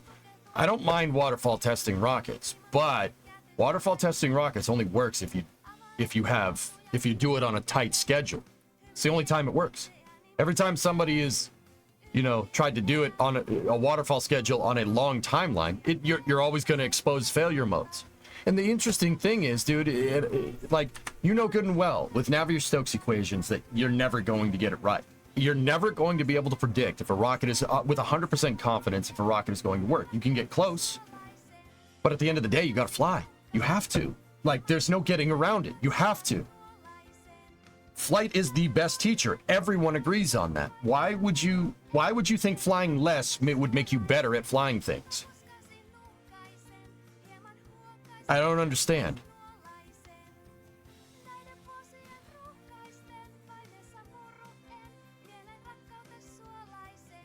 So bi-weekly SLS, what? A vehicle like SLS doesn't even need bi-weekly flight rate. SLS would be fine flying 4 times a year. Would be fine. Because that's enough time to go out, go to the moon, do your thing, come back, review the data, and be ready to launch the next one when it's all said and done. 4 launches a year. That's what you need. That's what the Saturn V did. Perfect. That is the perfect amount of time to do long duration missions on the moon and keep everything nice and lean. The well-oiled machine working. But I want more. Y'all do. Starbase Simulator. Oh, jeez. Can they manufacture enough SLS for that? Yeah, Mo, the long lead item is propulsion. It's always been that way. You know that. If L3 Harris, Aerojet Rocketdyne, a Leidos company, Northrop, Lockheed, something or other. I don't even know. I think it's L3 Harris is what it's called now. If they can scale production of their engines, sure. But you know good and well that that's not something that's going to happen overnight. Scaling a rocket production line is difficult. Ask Elon. He knows. I've flown more than SLS at this point. Oof. Okay, all the pendants are hooked up.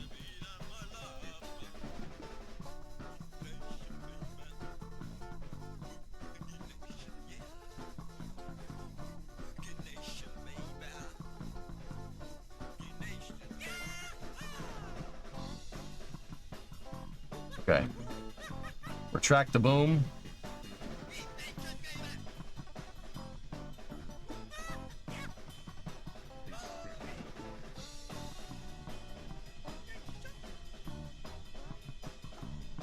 Is it they have enough engines for what, core to 2 to 5, and yet they still seem to have issues pumping out the rest of the core? Demo. I've learned a lot about this since we've last talked.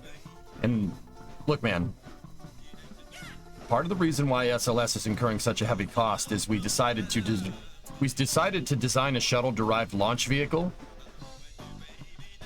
like 3 or 4 years after we fired everyone that worked on the shuttle program. Yeah, great, you reuse the hardware. That's lovely. All the people that worked on it are gone. Part of the reason why they're having trouble scaling everything is, well, okay, they restarted the RS-25 assembly line, right? The RS-25 assembly line was last working in the 80s. That's when they shut it off, when they said, nope, we got enough shuttle engines. You're trying to restart. You know, they always say, like, oh, everyone says, like, oh, if we remade the Saturn V today, it would, I mean, we don't know how to do it, right? Could we do it? Yeah, but it would be really costly because we don't know how to do it. Yet we sit here and do the same thing with the shuttle, and because the shuttle was more recent, it's fine. I'm telling you, these programs reek of inexperience.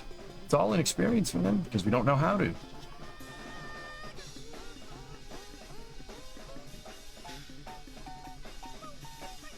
We use the hardware for a core tank that is literally nothing like the external tank.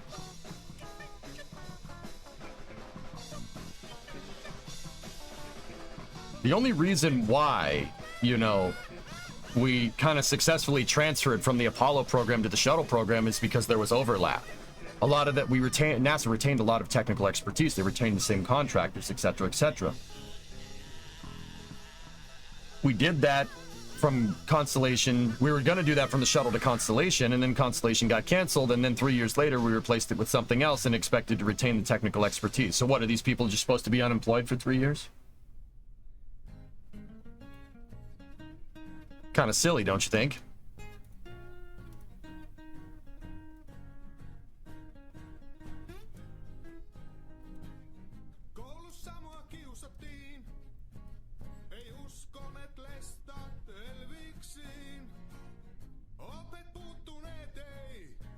The risk of being a heretic, the shuttle program was not exactly the safest thing we've ever done.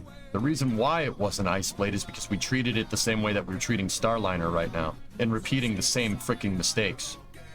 The mistakes that we learned during the Apollo program, but for whatever reason we decided to just be like, nah, never mind.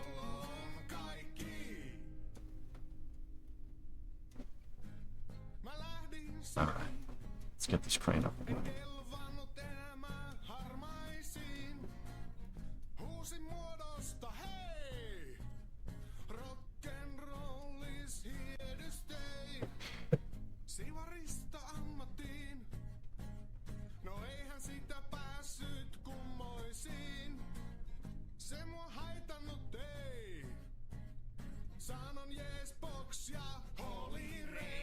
You gotta be slow with this, Percy, or else you're gonna break something. And even then, sometimes you still break something.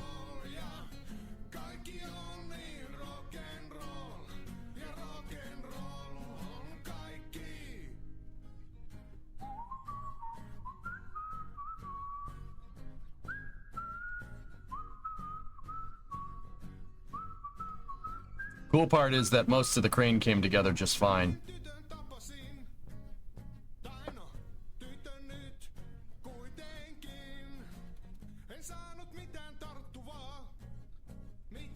Nifurusu, nice.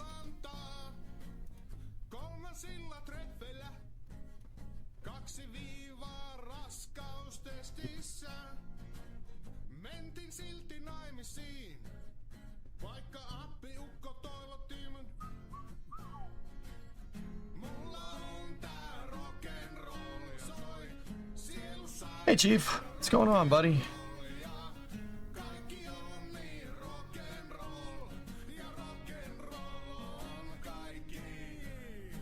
KSP Bluefist mod when?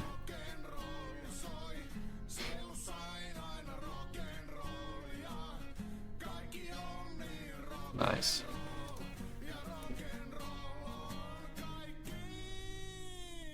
Okay, we gotta tension these pendants here. Just came home from work. How are you? All good? I'm tired, Chief. I am... yeah.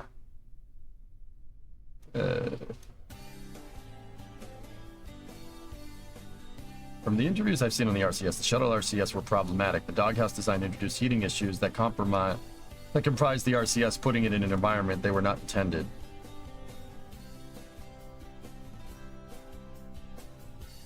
Seems to be the case, Journey.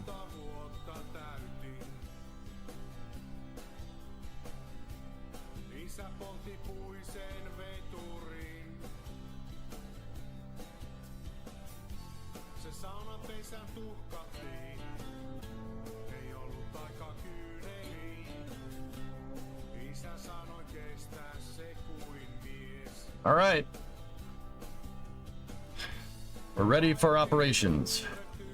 Long stream. Today's probably going to be just a regular stream, Chief. I'm really waiting on whether Falcon 9's landing failure last night is going to affect the Polaris Dawn mission. That's really what we're waiting on. If it doesn't, I'll probably play Summer Car for after hours, but there is a metric frick ton of stuff to talk about for Space News today. Like, there's a lot. So, we'll see. A booster crash? Yeah, the Starlink mission. The, Starlink 8-9, I think. Which one was it?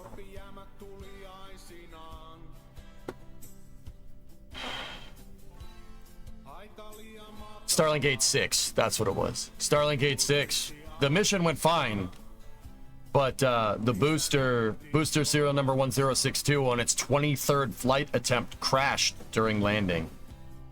It came down a little too hard and it broke one of the landing legs and it fell over.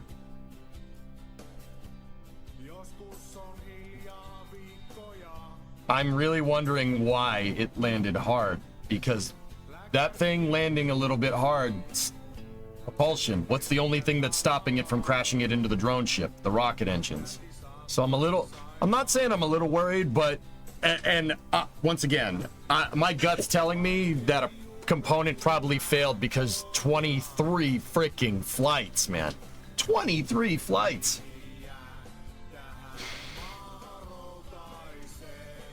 At least it didn't sink into the swamp. It did burn down, fall over, and fall into the ocean, though. Go. And yeah, that's not the swamp, but...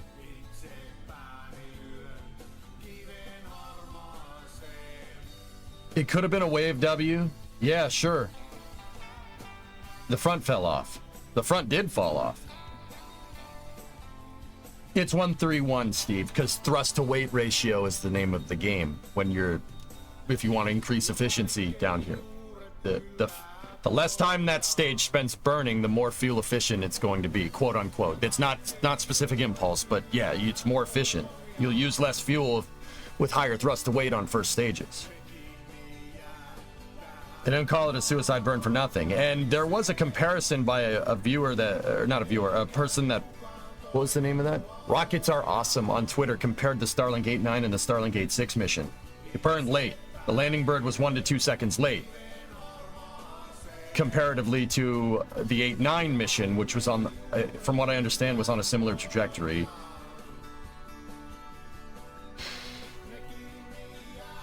1 to 2 seconds late is the difference between hitting the ground and not, or hitting the drone ship. Exactly, Noah. Yep, that's a good way to say that too.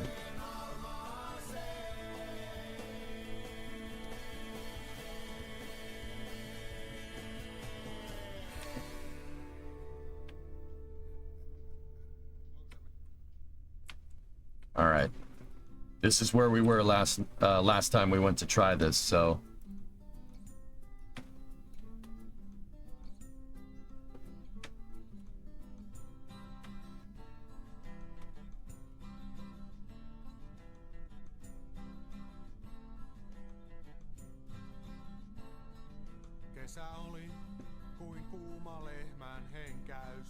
Guys ready?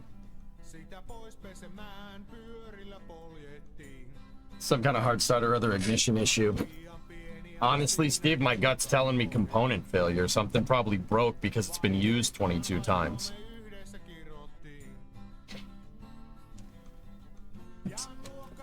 But you ain't gonna know until you prove it, right? Like, you gotta prove that. And SpaceX has the data to prove it, which, you know, like, you know, hell must be freezing over, because I kind of agree with Eric. I kind of agree with Eric Berger. Yeah, it's not going to take long. They'll figure it out. They have the data to prove it. What are you making right now? It's a crane. And I'm trying to lift that truck and put it up here, just to see if we can. This is basically a stress test for my hinge parts that I made. I made supplementary hinge brackets in Maya, and then we brought them into KSP. To strengthen the hinges. There's only one hinge holding that entire boom to hierarchically to the rest of the crane. Do we know what's going on with Polaris? Yeah, Woody, I know. So I'm agreeing with that guy. It's like, okay. But he's right. I mean, his coverage of SpaceX is very fair. It's pretty spot on. All right.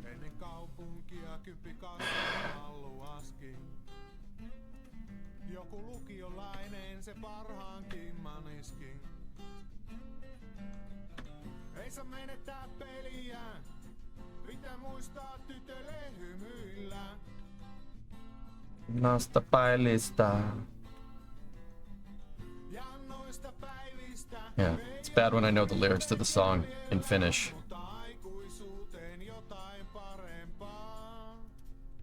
Okay, this is where I screwed up. I was trying to get us a boom angle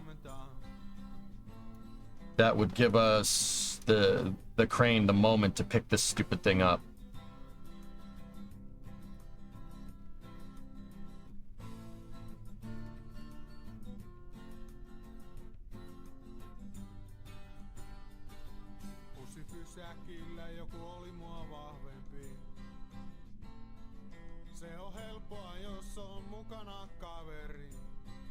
We don't know, Chief. Would the landing failure cause any mission holds? That's the question that I have, dude.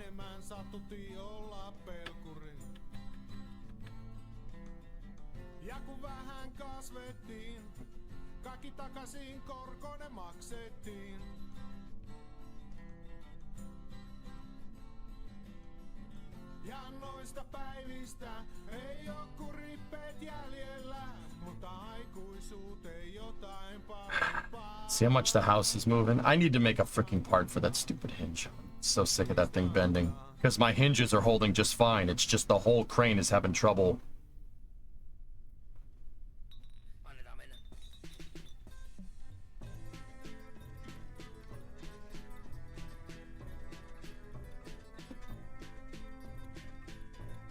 We're getting insane boom deflection too. No good.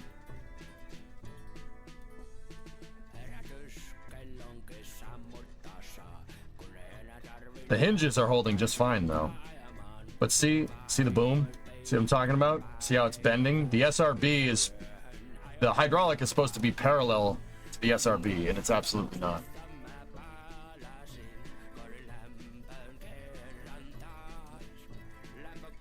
The whole thing is deflecting, and what we're gonna do here is end up making a damn trebuchet.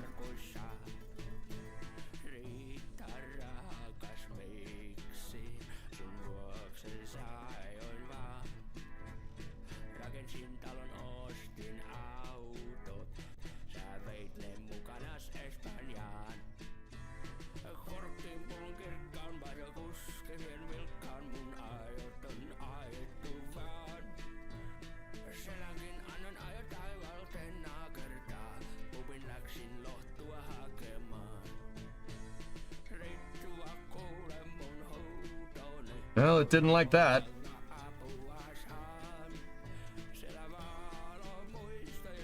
We broke something.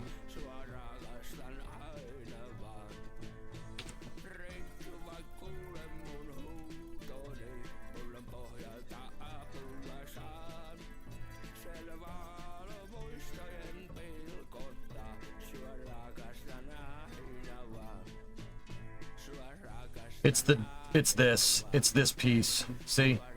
Look. It's that damn robotic piece that, yeah, can't do anything with that. The hinges held pretty well until they couldn't hold anymore. Also, something is very broken because we selected two separate vehicles here.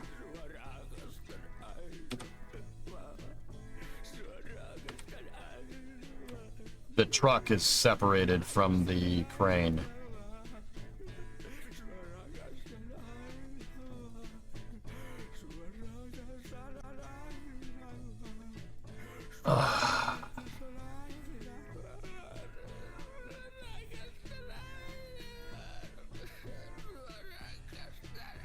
Yep. Jim, this is your fault. This is your fault for putting bad juju on me. It's entirely your fault. Piss off. Go back to frickin' Rhode Island, you bum. This is your fault, man. And I'm out of coffee. I'm freaking out of dunks, dude. Well, here, I have more coffee in the garage. I'm only kidding, Percy. Don't worry about it. It's a northeastern thing.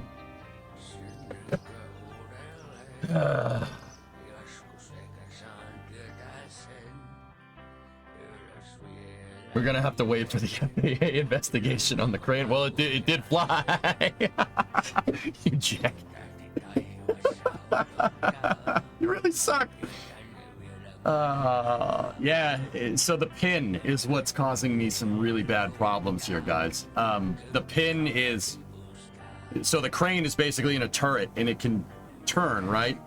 The pin is bending too much. The pin can't bend like that. It just can't. The hinges stayed good until the pin completely snapped.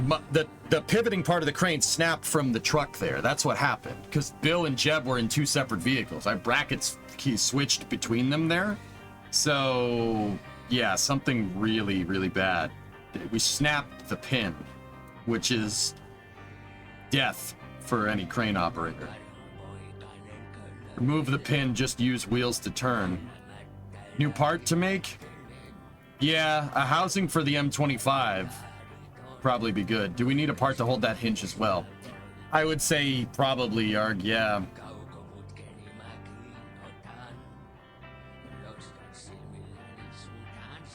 Yeah.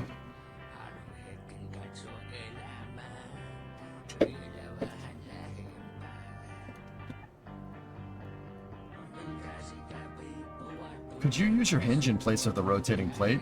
Or on look.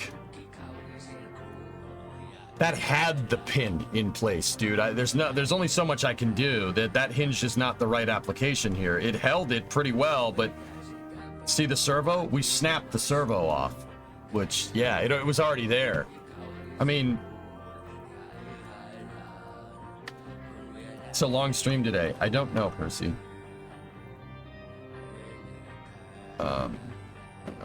Lincoln.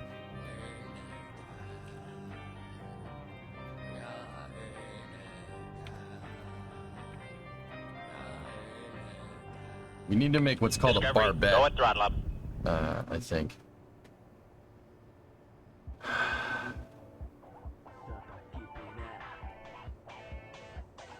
So here's a picture from a battleship. That's the USS Maryland under construction. See that thing? That's what we need to make. Now, the barbette is the cup that holds... It's a big metal cup that holds the battleship shell, or battleship turret. Back to Falcon 9. We're talking about 9 separate engines that are running over 20-full duration burns with minimal refurbish in between. Total, we've seen less than 10 engine failures in the past 5 years. If you ask me, that's an insane feat. Nobody's denying that, dude.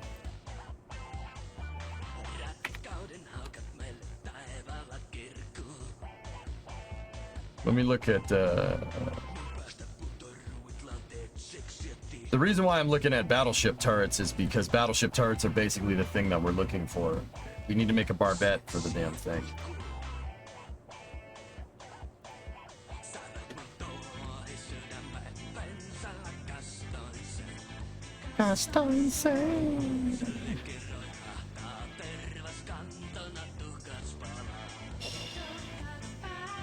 King George.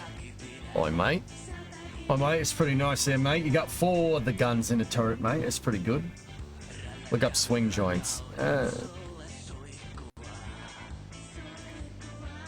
I got an idea. I got an idea. To the Battleship New Jersey YouTube.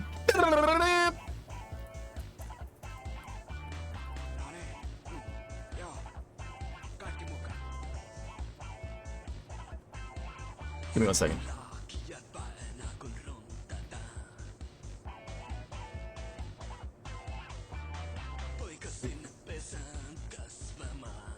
Hang on. This is the Battleship New Jersey. You know what?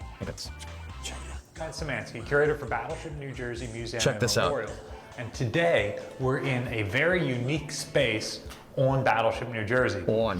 We are directly below gun turret number 2 and sitting on the top of the triple body. So this is as low in the ship as you can go. That's habitable. No. And then right over our heads is 2,200 tons of rotating 16-inch gun turret. Nice. This space is where all of the electrical power going into the gun turret comes from the engineering spaces and then goes up. Now, that's... I'm not going to sit here and pretend that I wouldn't want to watch that, but yeah, it's another video here, dudes, about the bearings on the turret and how the turret moves. I remember watching the video. They show a close-up of the turret bearings. I gotta find it. Also, subscribe to the Battleship New Jersey YouTube channel. It's amazing. They basically take the Battleship New Jersey is a museum ship in Camden, New Jersey. It's right across the river from Philadelphia, and the Battleship New Jersey it's been in dry dock, and they've been fixing it, which is pretty cool. But you definitely want to, if you're interested in naval design, look at this, because on the YouTube channel, the curator goes into parts of the ship that you can't go in the museum. And there's some awesome insight as to how everything works, like the battleship roller bearings. It's a gigantic roller bearing, if I'm remembering right. And they have a whole video on how to lubricate the roller bearings. How do you pack a bearing that's like 20 feet across? You have to do it by smearing grease on your whole hand and reaching in and greasing the roller bearing, which is unreal. I gotta find it. Can we bring back movie night? Oh, jeez, that would be nice, but it's hard to do that with how DMCA works.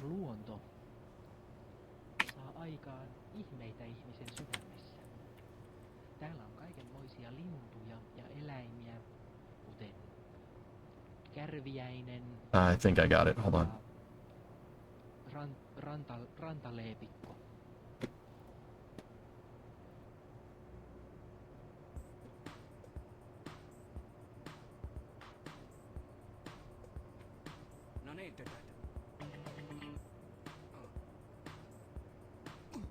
Give me 1 second. I'm trying to look for it.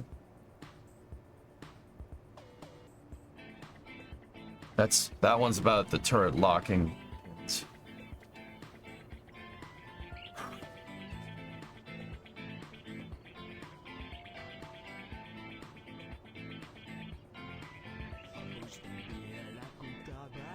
Dang it, I can't find it. Can you get it hired?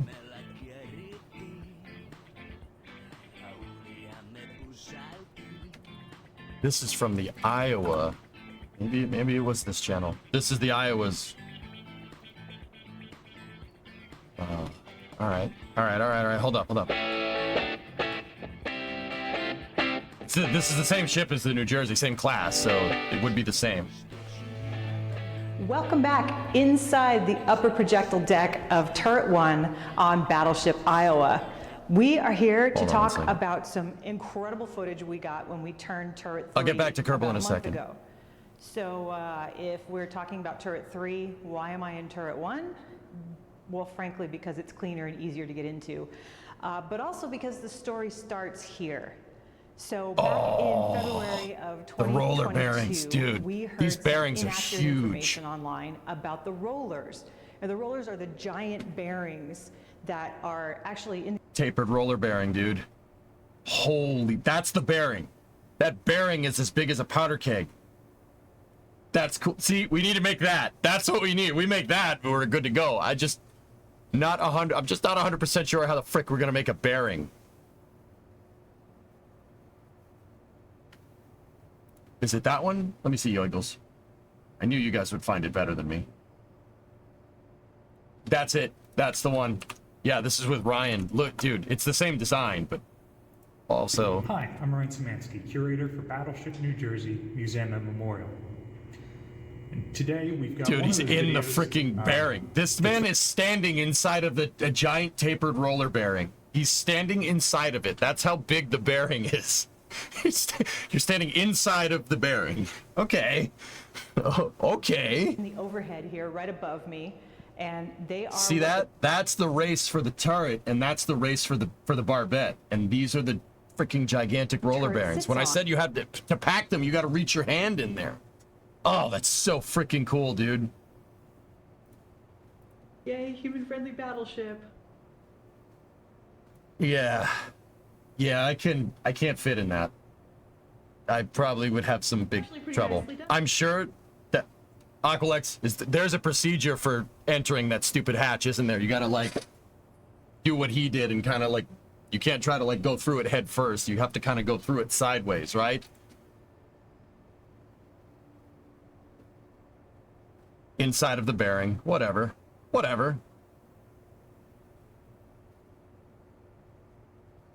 Oh my goodness. I'm sorry, guys. I love space flight architecture, but naval architecture is one of mine. I love it. It's so ridiculous because the scale is absurd. Just look at the size of those bolts, man. That bolt's 10 centimeters wide. Unbelievable. They're similar, I wish. So now we're in the interstitial space between the conical bulkhead, which supports the turret, and the lower barbette, which is a piece of 3-inch armor plate. These big bolts up here attach this lower barbette. Dude, look at the welds. Oh my goodness. That was all stick welded, which is just fricky. Because, dude, there was no MIG welding in the 40s. That wasn't a thing. I mean, probably was to some extent, but that's all stick welded. Freaking arc welder right there. Unbelievable. Look at that. That's freaking art right there. Do you know how hard that is to make? Just cranked out this, like, no big deal, whatever. Barbette, which in some areas is as much as... So you can't make a bead that big enough to fit to weld this together. So what you do is you layer the beads in when you're doing industrial welding. You can see there's like 4 strands right there. That's 4 strands on top of 3, on top of 2, on top of 1. It's like a pyramid almost. Somebody had to sit there and stick weld all of that. 16 inches. That's thick. hardcore, dude. To my right these are rollers. This is the roller system. And there's been some bad information out there on social media about what the material might be. These are in fact nickel steel. And the entire roller system is precisely machined. It is hardened to be able to... You know what? I can make a roller bearing like that. I could make that. I can land this plane. I don't think I'd need to make a part. I mean, it's a roller bearing. IO actually rotated its turrets. The roller's moving. You said skip to 648, huh?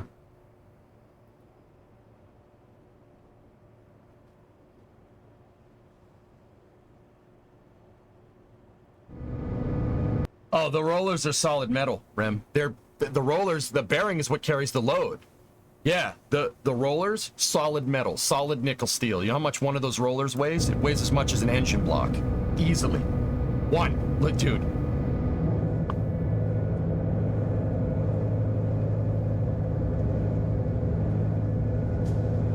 That is badass. That's badass, dude. Look at that. Holy shit.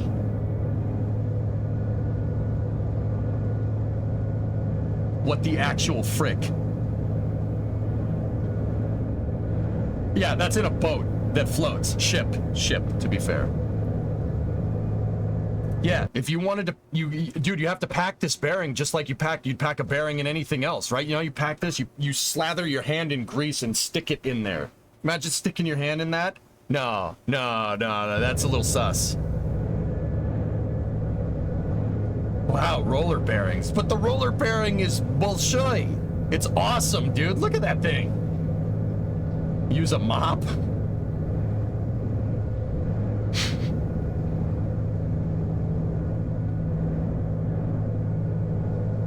So like being a vet on a cattle farm. Out of all the analogies that you could have came up with, Tessa, that's the one you came up with. Okay. Yeah, sure. I would be... Dude, that's a little sketchy. I'd be like, yo, is the turret powered off? I'm not sticking my hand in there if the power's on. Bullshit, that's freaking cool, man. One of those bearings weighs as much as that freaking car, as that car right there. Actually, probably the engine and transmission, but still, that's awesome. That's really impressive. That's wild, man. Lockout, tag out, indeed.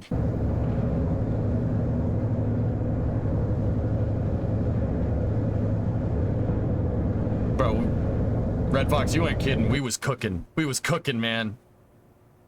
Woody, we can make this. I can make this. We'll use the same...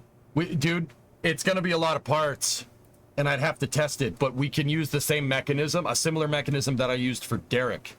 You guys remember Derek? Derek's a good dude. No, not Vice Grip. That guy's also a good dude.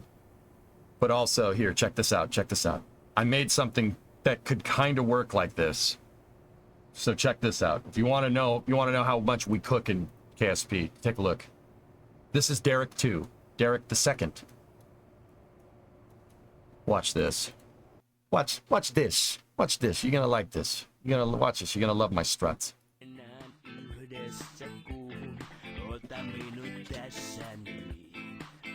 I'm awake. Seeing battleship bearings roll woke me up. Freaking monkey brain, dude.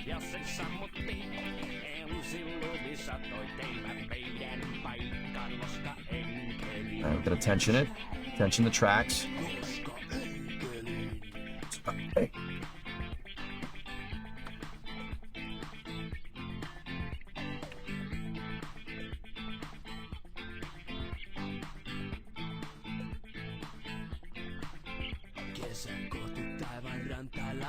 See? I've made roller bearings before. We've made them before.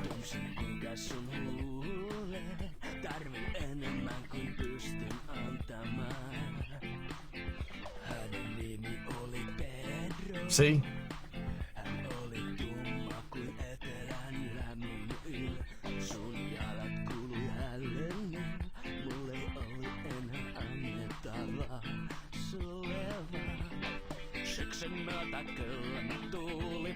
Derek, hello?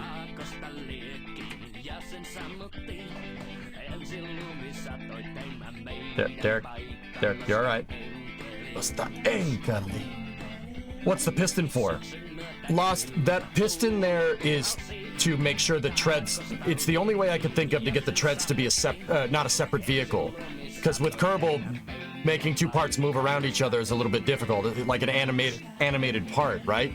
So that basically rides around on where the treads would link to each other. Think about it like a bike chain. On a bike chain, you have one of the, there's a lock, right, on the bike chain. You run the chain around it and you lock the chain like on a pedal bike, right? That's locked on the link. That's where the track links itself together to make it one continuous thing. It also needs to stay as one vehicle in KSP, because KSP won't understand if I separate the tread, right? It won't understand that it's, even though if I undocked it, right, and just made the tread spin by itself, like free rolling on the guides, right? It's not gonna understand that that is a separate, it's part of the same vehicle. It would recognize it as a separate vehicle rolling around on this. we can use this same idea right there, the exact same idea for a turret, only we don't need the hydraulic, right? You don't need the hydraulic because it's a perfect cylinder, right? Here, let's see if this works. I have an idea.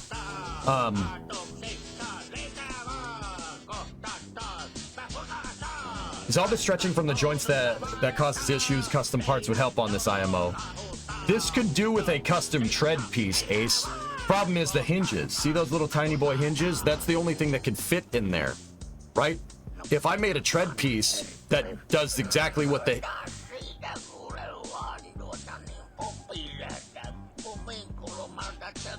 That does exactly what my hinge does. Only on a smaller scale, never have a problem. I'm lost as my name would suggest, but very cool, thanks.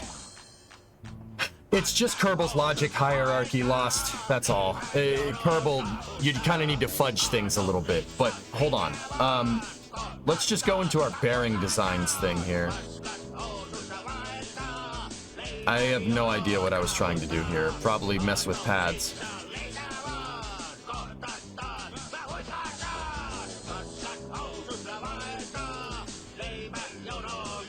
Alright, I can't remember what that was for. Screw it. We don't need it anymore. Let's go... Let's try this big first. Alright, bearing designs. There we go. I'm gonna have to design it sideways.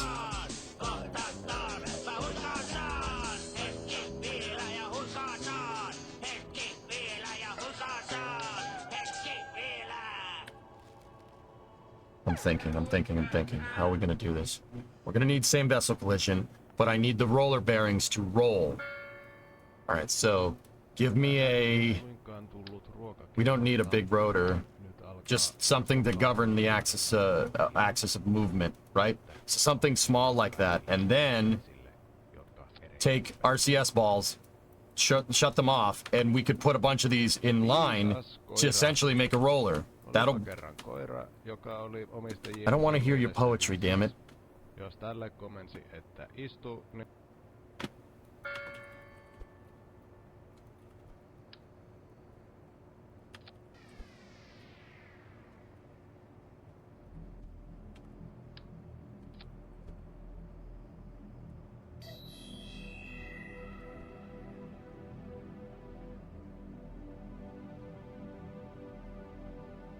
You launch it as one and then decouple them. The piston lost in the tread design, dude, is making it so you don't have to do that. That's all. With this one, I don't think we're gonna have to. I'll tell you why in a second.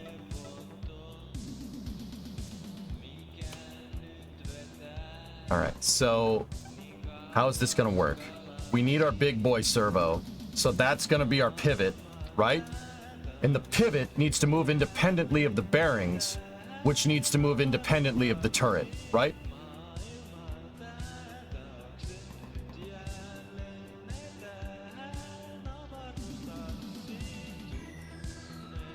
Well, of course, Aqualex. I want to see if we can make it without going back into Maya, because I don't feel like texturing parts. I hate doing it. I've decided.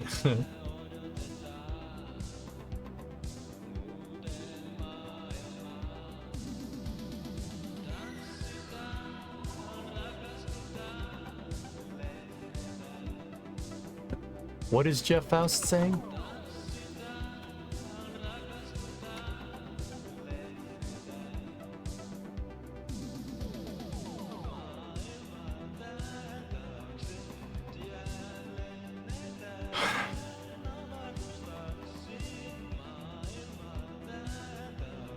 I hate people. I don't.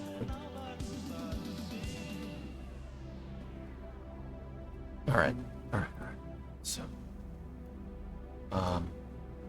the bearings need to be on their own twisty boy axis, so we can get a heavy-duty rotor.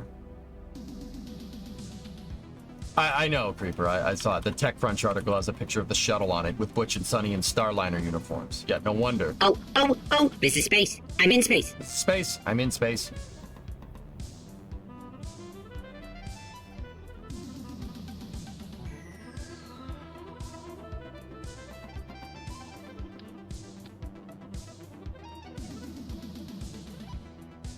All right, so now we need the upper and lower roller surfaces.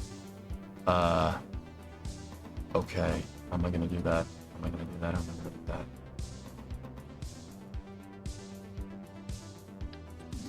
Let's start simple. I don't think this is going to work, but try structural tube there, right? These things need to be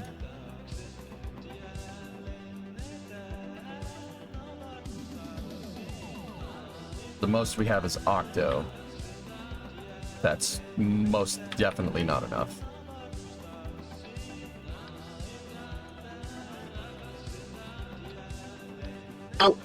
Oh, this is space. I'm in space. Nova gifted a sub to Sean Plays Too Much, and Nova gifted a sub to Do Not Gift Me Subs. Okay. Alright, so.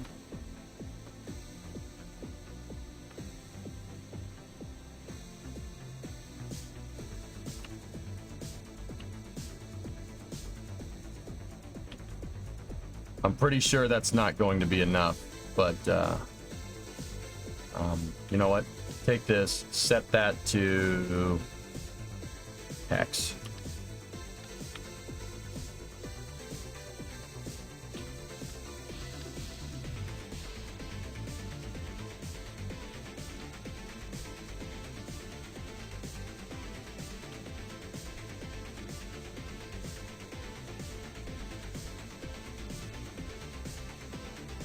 I mean, what I'm essentially, this isn't a roller bearing. What we're making here is a ball bearing. But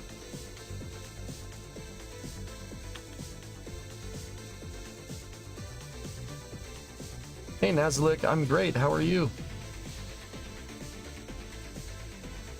Okay.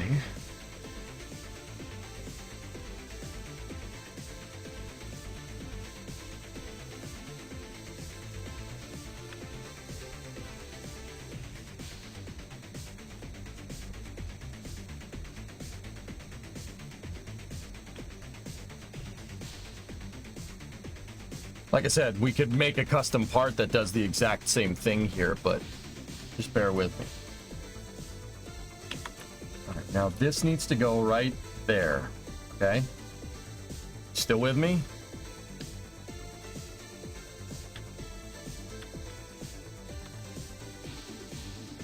I don't want this thing moving, so we'll do struts and 8x symmetry. That's the base of the turret.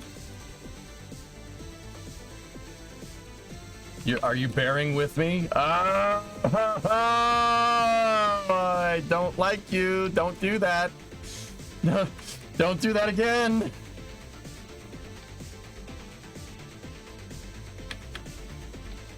Please.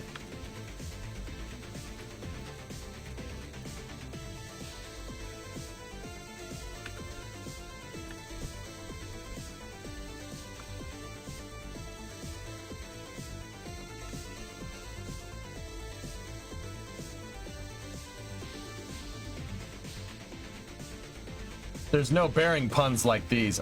But guys, please don't stop. No, don't do this to me. All right, now, same vessel interaction, right?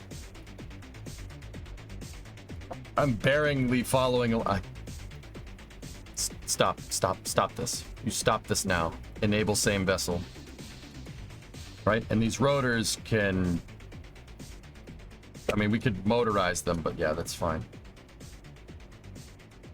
I heard don't stop. Ernok, I will put a baseball bat through the windshield of your car. Do not think I won't do that. This is becoming unbearable. Yeah, you could say that again. $5 says you won't. How about the price of the windshield? Stop it on me, Hornian.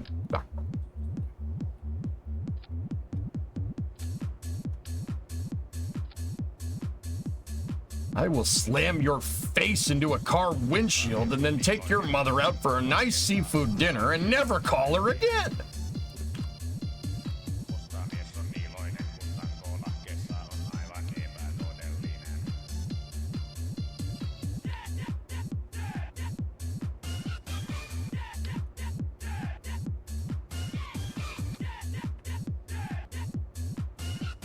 Yeah, baby.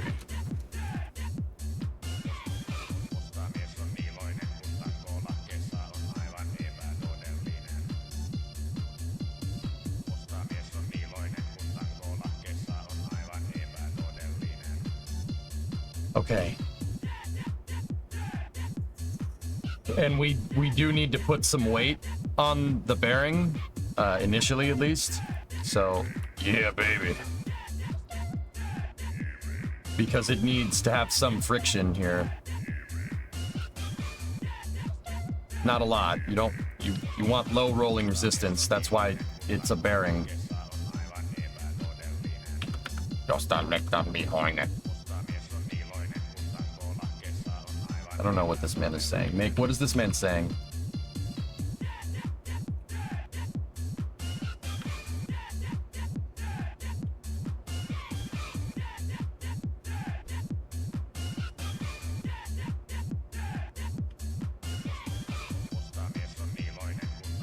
Make sure this is modular enough to fit in your cargo plane. I'm not. No, you're not. What are we building here, gang? Despo, it's kind of a long story. I'm trying to make a ball bearing in KSP. Yeah. What do I need a ball bearing for? Science. Tranquility Base here. The Eagle has landed. A man installed on his car new brakes, bearings, crankshaft, tires and exhaust. He took a break, he couldn't bear it. He was cranky, tired and exhausted.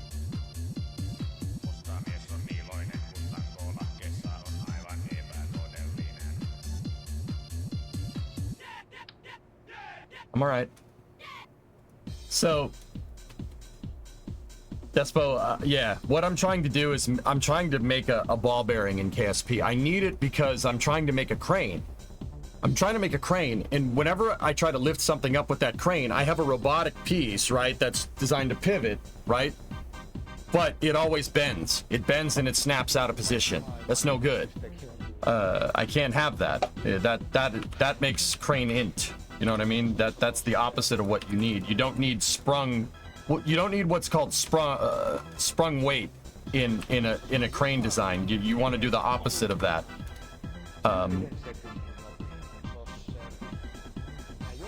Right? You don't need sprung weight in a crane. When you're trying to lift something up, you need the crane to be solid. You don't want a spring because then when you go to pick something up, you're going to compress the spring, right? And then you're loading up your crane with potential energy. And that potential energy will introduce forces into your design that will cause something to break, right? We saw it the other day. If you're a SpaceX fan, we saw it with the CC-8800. They introduced something they built up potential energy in a part on the crane and one of the stabilizers broke. We saw that, right? That happened. What's going on in KSP is happening to me because the joints in KSP basically turn everything into a spring. So what I'm trying to do is build a ball bearing, at least initially a ball bearing and then maybe a roller bearing later, to make a turret for my crane so it doesn't bend. So you're not introducing a shearing force into the turret design of the crane. So, like, in the future, if we, like, sent a crane to the moon or something, or Mars, or Duna or something, or wherever, or even Eve, we wouldn't have to worry about it. This is I'm prototyping this design. I'm not sure if it's going to work, but... So, I have RCS balls, which are a perfectly spherical collider. It's a ball, basically, being used as a ball bearing. They're attached to rotors so they can roll, right? And then that's attached to a turret here. We have the bottom of the turret, and then you have the top of the turret. And there's a rotor right here, which my rotors are attached to, because you need the ball bearings to move independently of the turret. And then up here you have a servo, right?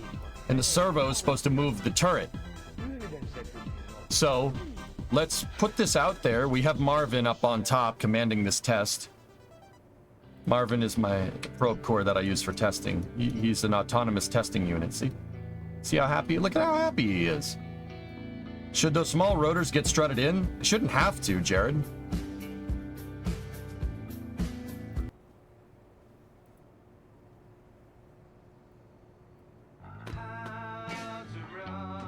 Isn't that a roller bearing though? It's more a ball bearing than anything, demo, but because Listen, Tranquility Base here. The Eagle has landed. Did all those bearing puns have you spinning in place, EJ? Here's something to shift the load. I am not amused. At least you paid me something for that awful pun.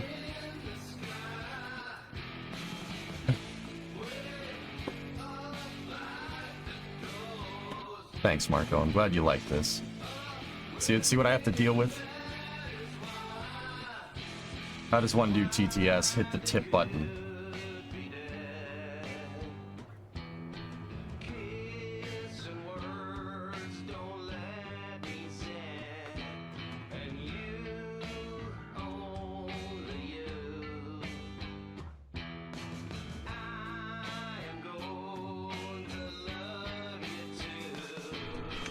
What is a pun but a dad pun that's yet to become apparent? Okay. I've hit one. We activated same vessel collision on all the bearings, so we should just be able to...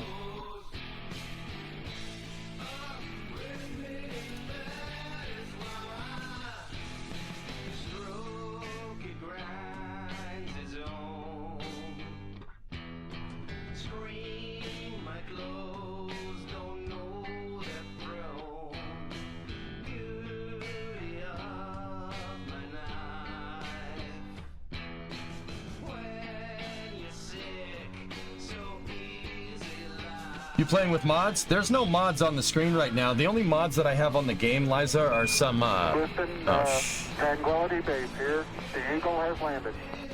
Keep rollin', rollin', rollin'. The only mods that I have are some visual mods and some custom parts that I made myself.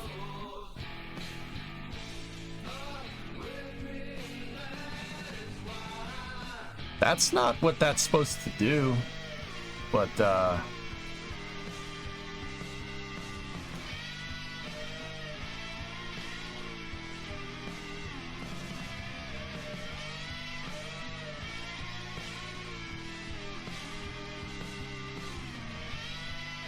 they're rolling the wrong way.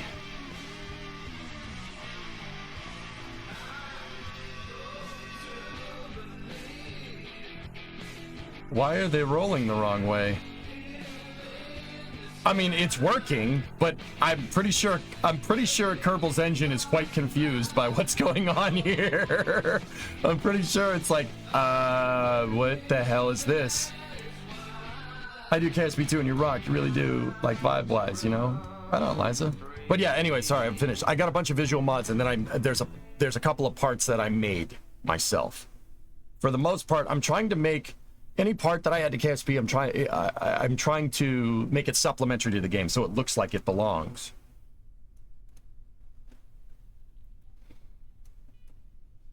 Right now, what I'm trying to do is make a roller, or not a roller bearing. This is just a ball bearing. Well, I suppose it still is a roller bearing, but it's a roller bearing using a ball bearing. But yeah, you get the idea. Glider on the structural tubes is really thin. I'm not sure how well that's going to interact with the RCS balls. Yeah, right, I see it. A thrust bearing? It's, yeah, kind of. Yeah, you could call it a thrust bearing, I suppose.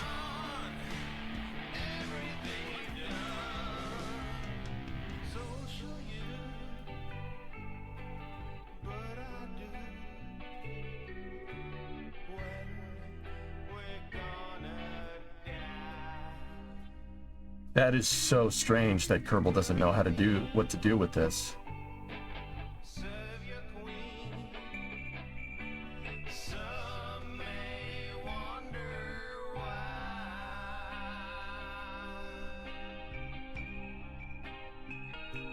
It's because Kerbal really doesn't have an like there's not really good for friction.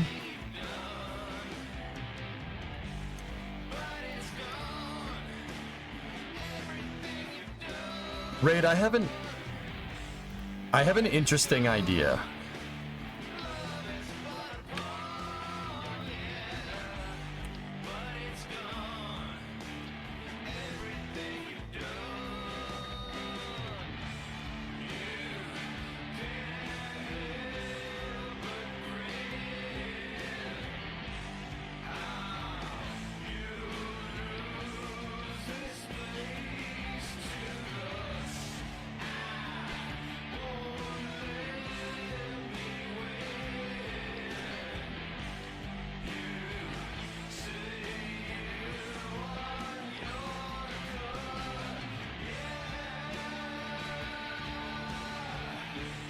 You know what? We might not even have to put same vessel interaction on. I'm pretty sure grip pads just grip no matter vehicle collision or not. So I'm just going to set SVI back to the structural tube.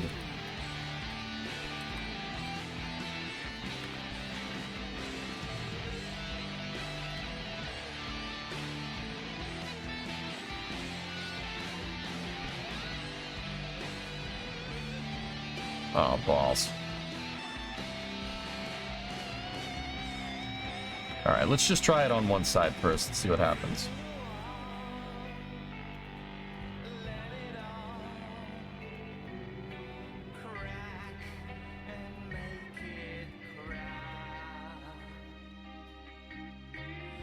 Kind of looks like a hierarchy sort of thing.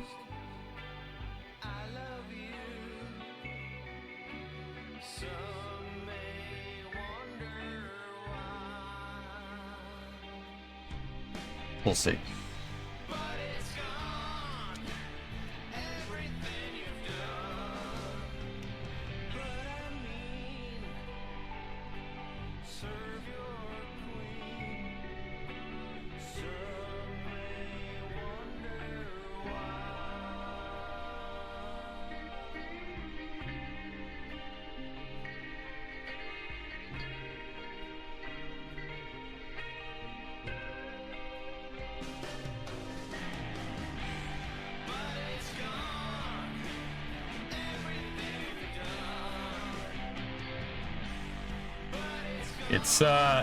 It's a little angy.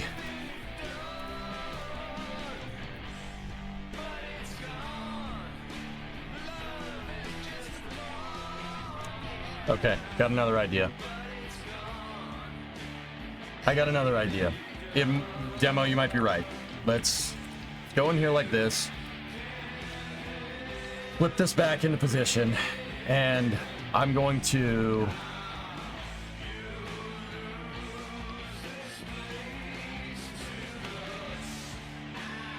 attach that to the lower mount. The lower mount on the... Oh, no. All right, hold on. Attach this piece first, and then attach this one right there. So they still look... It's pretty much... Everything is pretty much still in the same spot, but...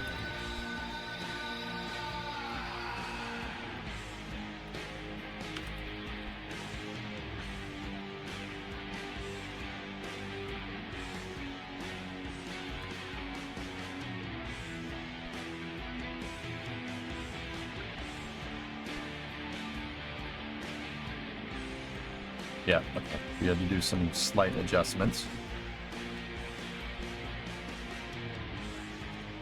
That's all equidistant, and compression, we know these joints are springy. It's definitely going to work. I made the ball bearing pivoting axis separated from the turret from the turret.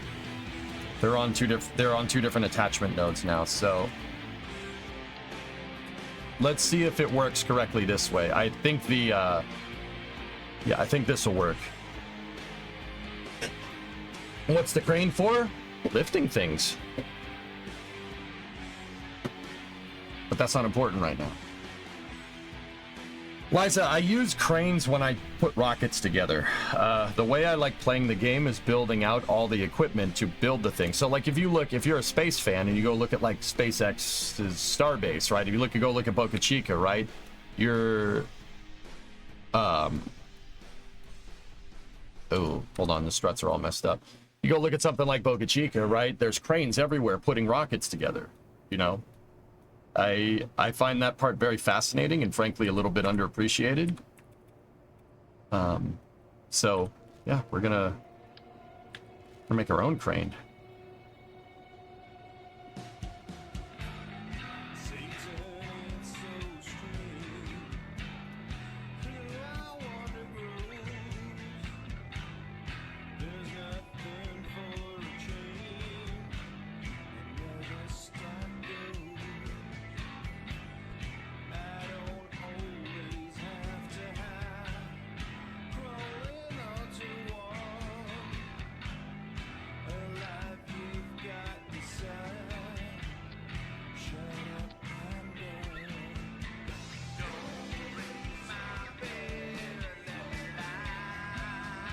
needed to tighten up the tolerances here.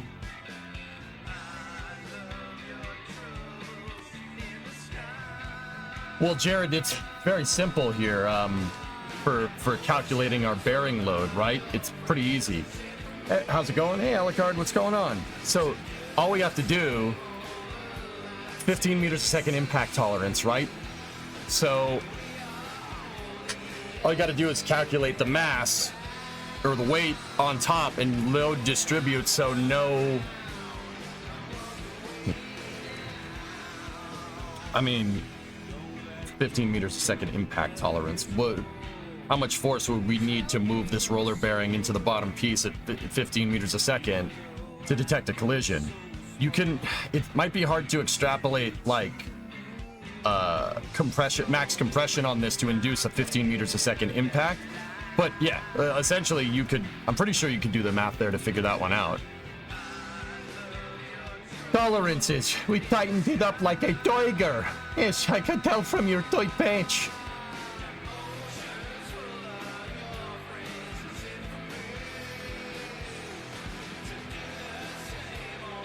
Yeah, Liza, I love building the machine that makes the machine. We've built, with the robotic parts in stock KSP, I've built VABs, my own vehicle assembly building, out near the pad, and dragged the rocket stages out there, dragged the second stage out there, dragged the payload out there, and used the crane to put it together, and then launched it into space. I ran a successful space program doing that until I killed Jeb. I love to overcomplicate the gameplay too. I totally get it. There you go. Oh, this is space. I'm in space.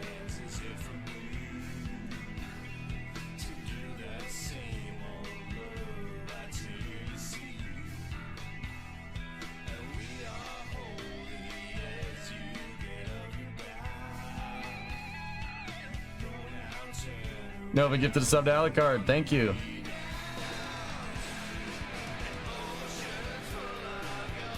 Well, that's half, right? Was that 12 months of... Oh my goodness. Nova, what? You didn't need to do that, dude. Did we get a Skiggity 242 raid there too and I missed it? Why didn't you guys tell me? Thanks for the raid, Skig. Sorry about the late reply.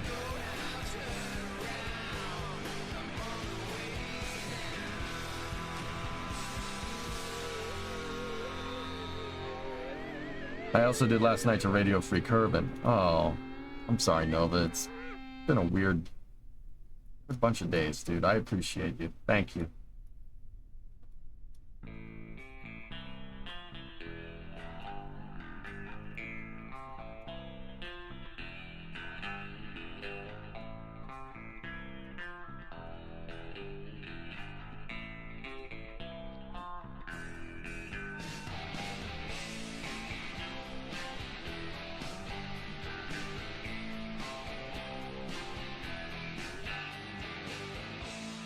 Why wouldn't the rotor be moving?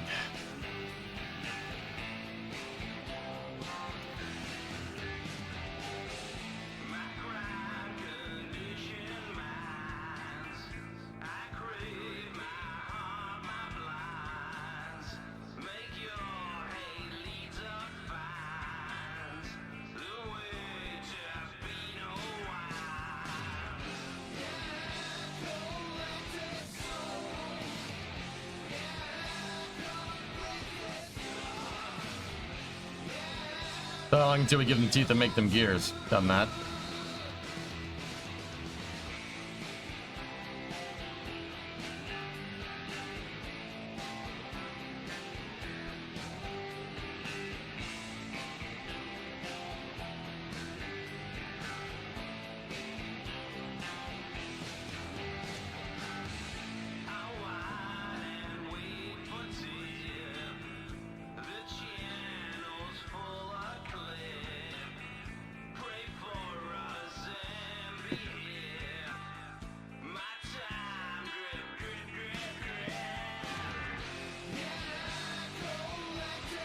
I thought of another use if we get this bearing to work. If we get the bearing to work correctly, making a spinning spaceship would be really easy. Like something with a artificial gravity. Yeah, if you have a roller bearing that would become very simple very quickly.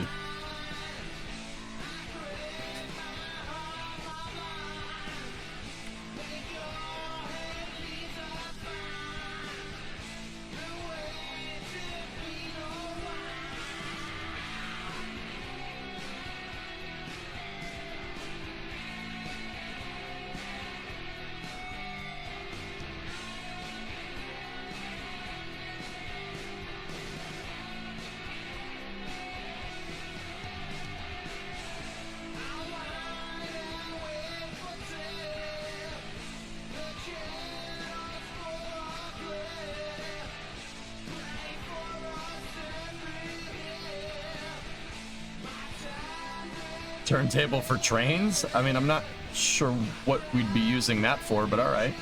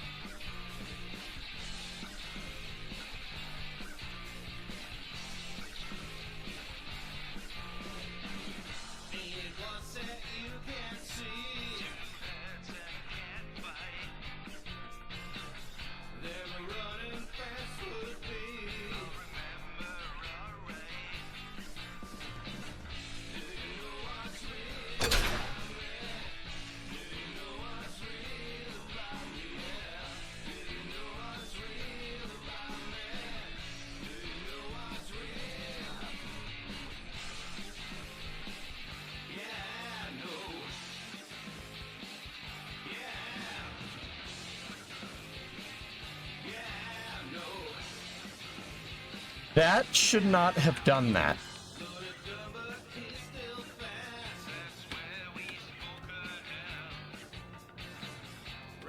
All right. It was obviously attached to the wrong attachment node, so put one there, put one there, put nose cones on them to cover the attachment node, and make sure that that attaches to the correct one.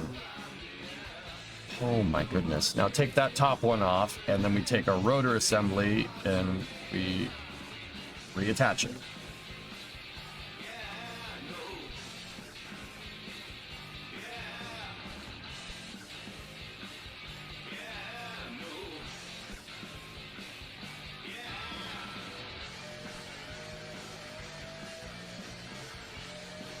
We use it for gyroscopic stabilization.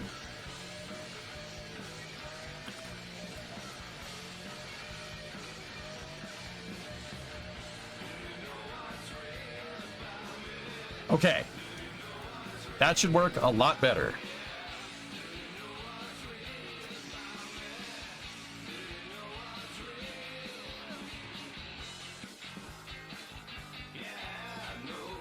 Yeah, Demo, we could do more weight on the top, but if the bearing isn't moving in accordance with physics, that means I didn't make it right.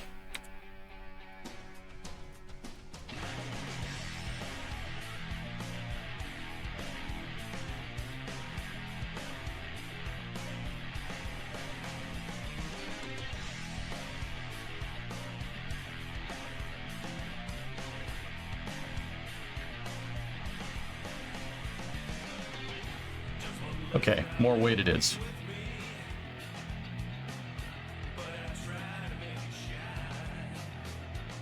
Marvin, get off there for a second. All right, we're going for the jugular.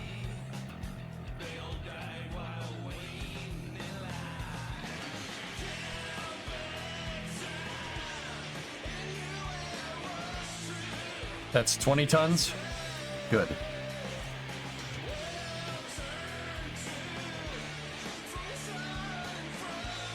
We just went from 4.5 tons of load on this thing to 20.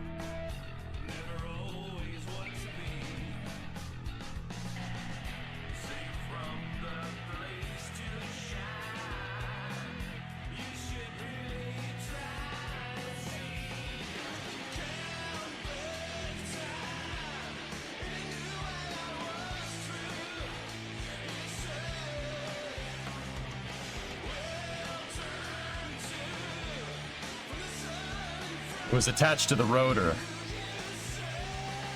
So I flipped the rotor out of the way and made sure it was attaching to the structural panel first. Okay, that's governing the right movement.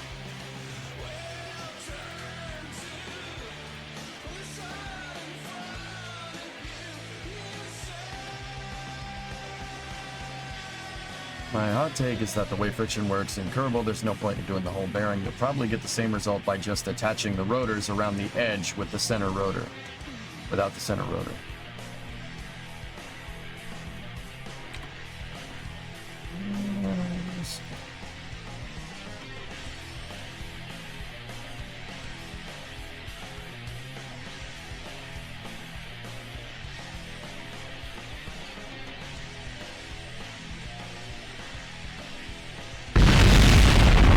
Let's go.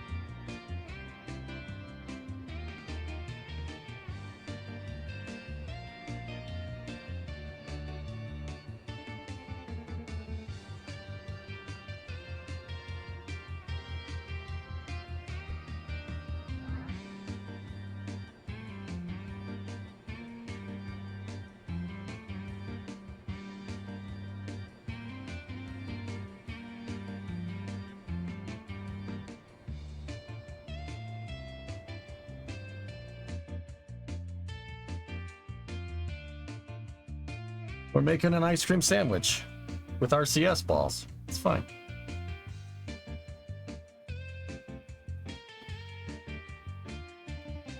Discovery, go at throttle up. Isaac, thanks for the prime sub.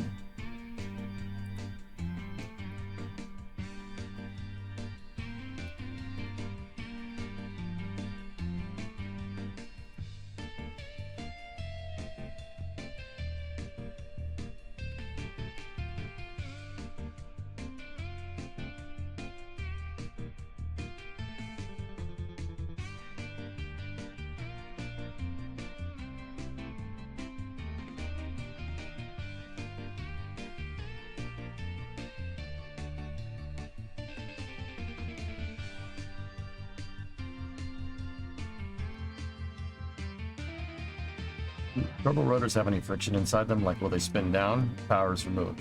There is some, yeah, there's some mechanical friction there, yes. They'll stop eventually. It's not a lot. They're really good.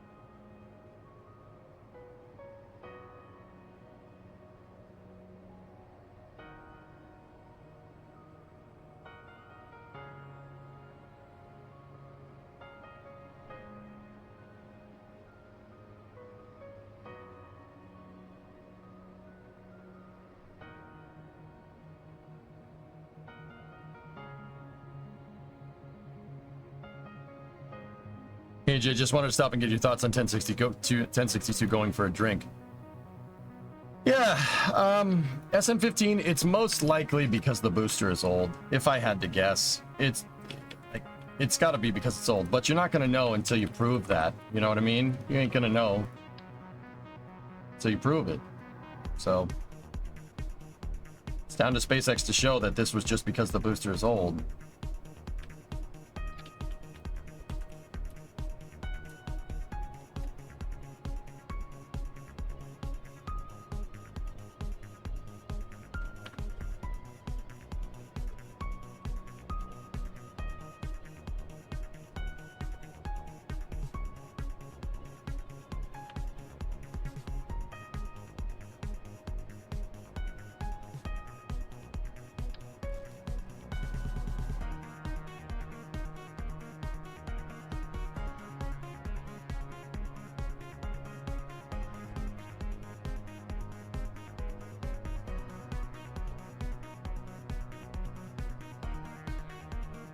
Saw Scott mention a strut failure. Did? Yeah. Why? Why did that strut fail? It failed because it looks like it made a hard landing. Why did it make a hard landing? Right? Like, that's... Why did that happen?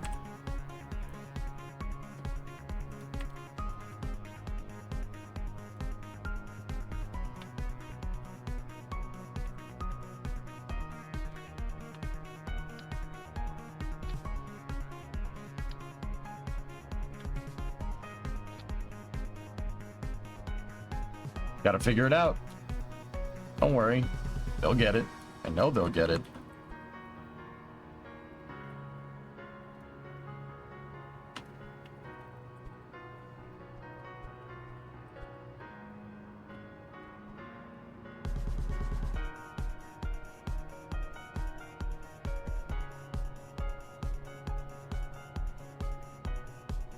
That's because the front fell off.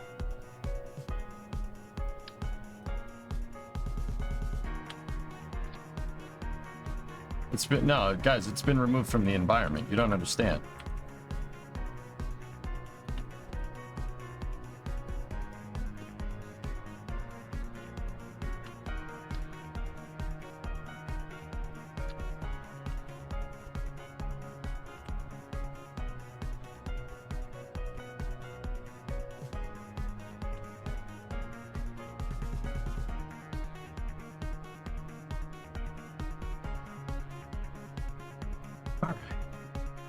Cross your fingers.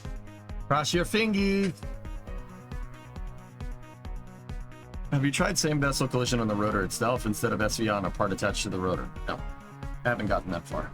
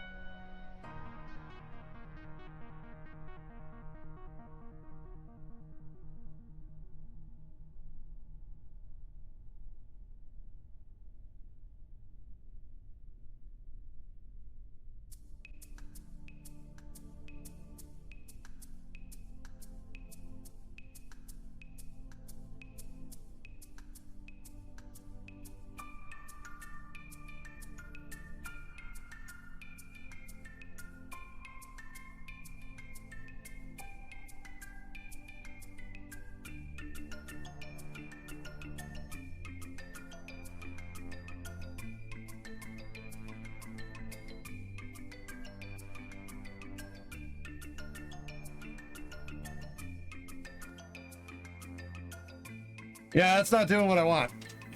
It's probably because the grip pad gliders are not perfectly circular, like the RCS walls.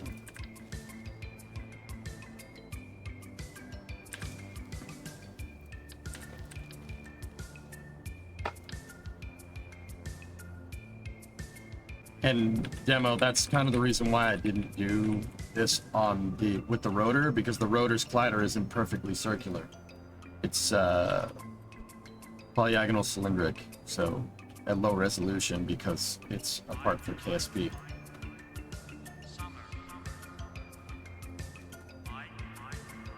Discovery, go at throttle up. Dish 107. It's like 106, but with one more. 107 month reset. Thank you.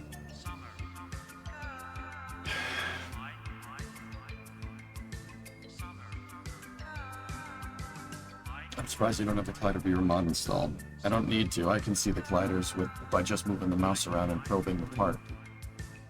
Easy peasy.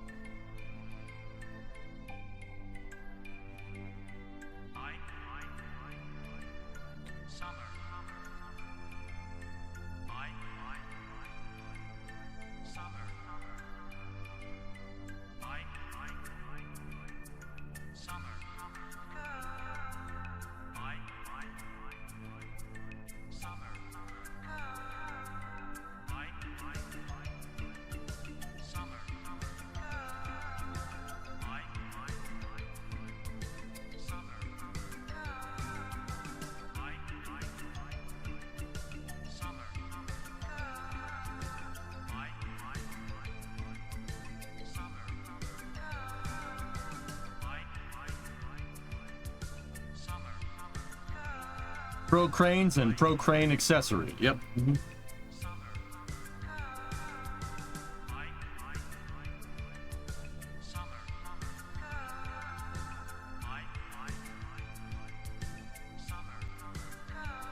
Wait, didn't you have bearings back in the day with propeller engines using landing gear?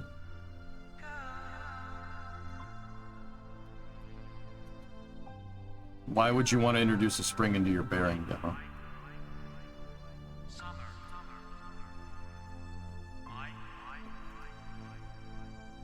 Raid.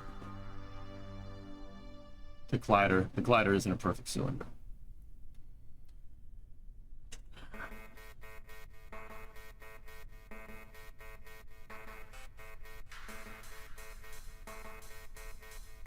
It's causing the bearings to ride up and down.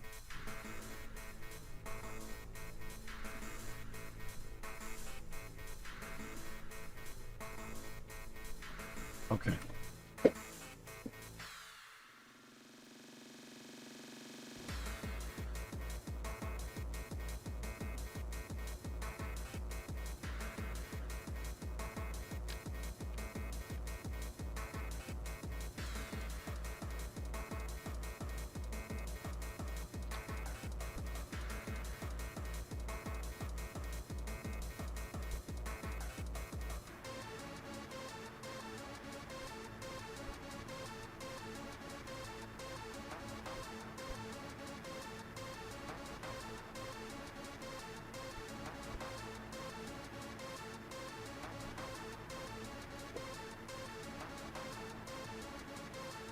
So that's why that two-part sucks. Yeah, Blue, it's... The way they made that part is if this is the cylinder, right? The collider is, like that.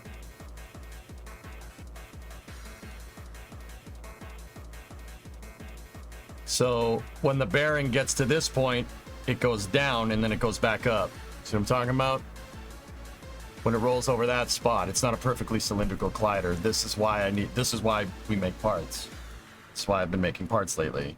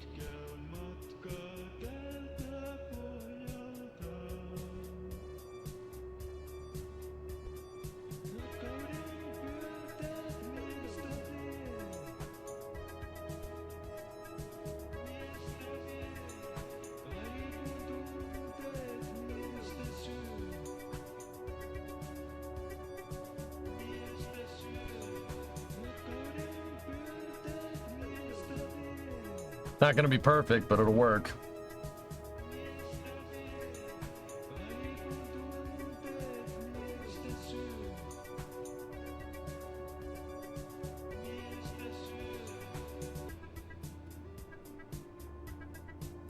This is very crudely made, but we'll see.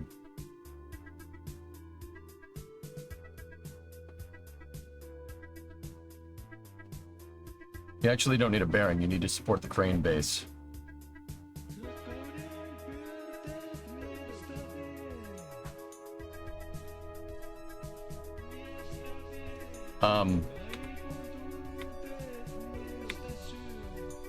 Yes, if you want it. I mean, everything else I've tried in the past hasn't really worked too well.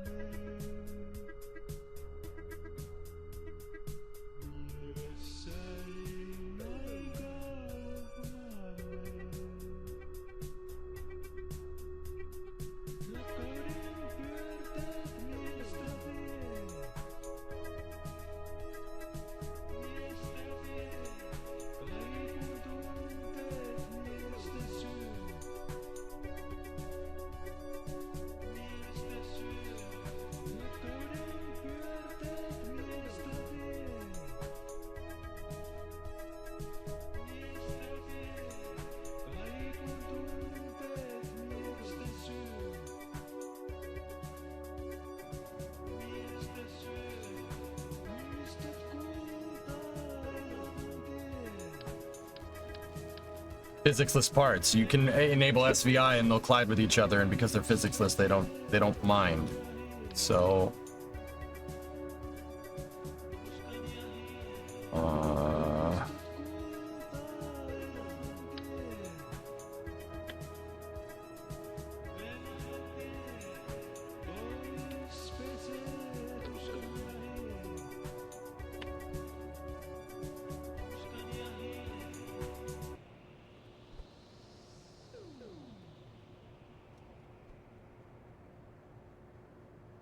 I got an idea.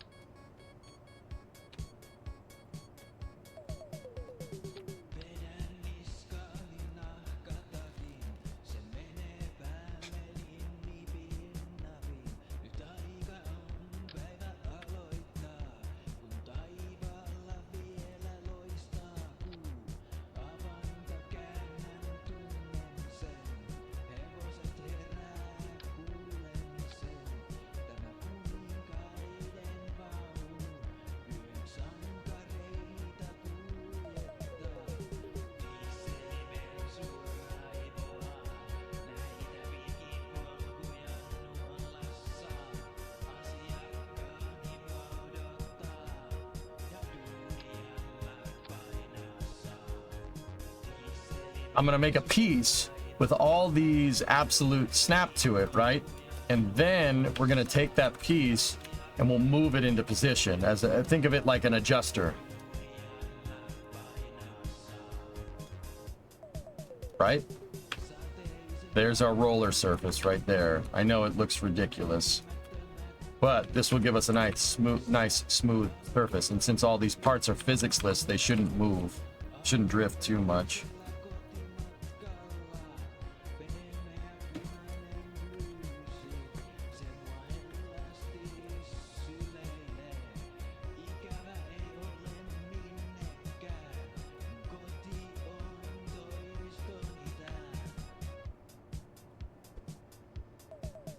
I don't think I'll be able to cover New Shepard tomorrow, guys. I'm sorry.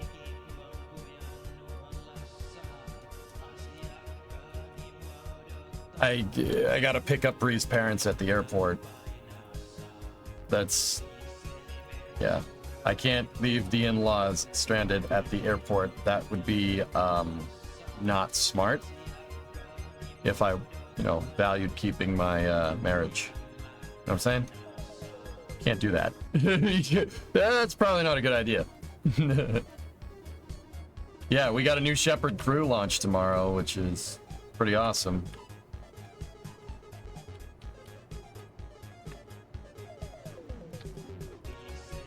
That would be a not pro gamer move, yep.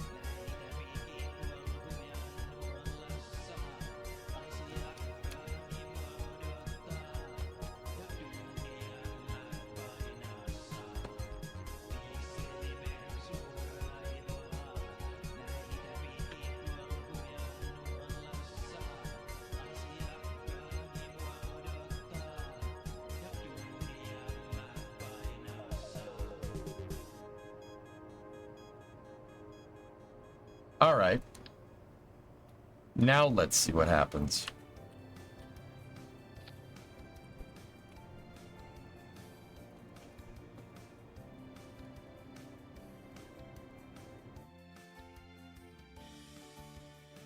I don't know, NX. I mean, I do, but it's pretty awesome feeling. What's it like? It's pretty good.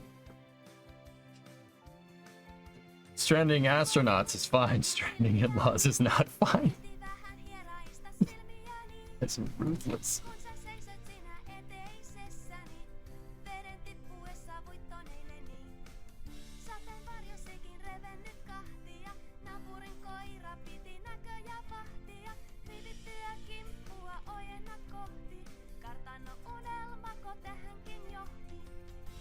Yeah.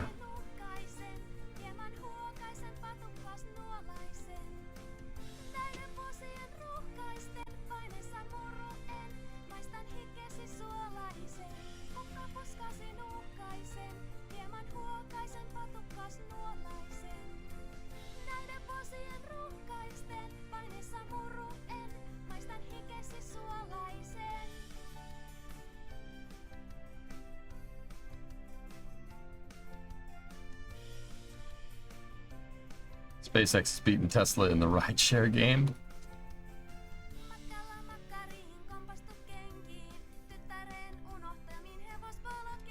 And yes, the embarrassment of work is so real. People are giving me the side eye.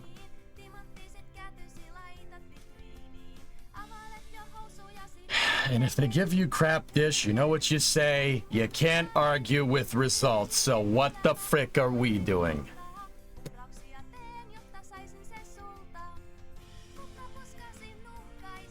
Dish, I'm telling you, man, after I've been listening to Starliner, listen to what's going on. Not happy with what I heard. Really not happy. Yeah, there you go, man. Get out, dude.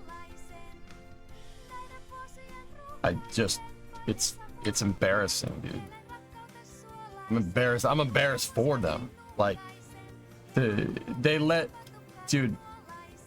everything that I've learned, everything, and I mean everything, and I got people telling me not telling me all kinds of stuff. I got a lot of mentors out in the aerospace industry at this point, dude.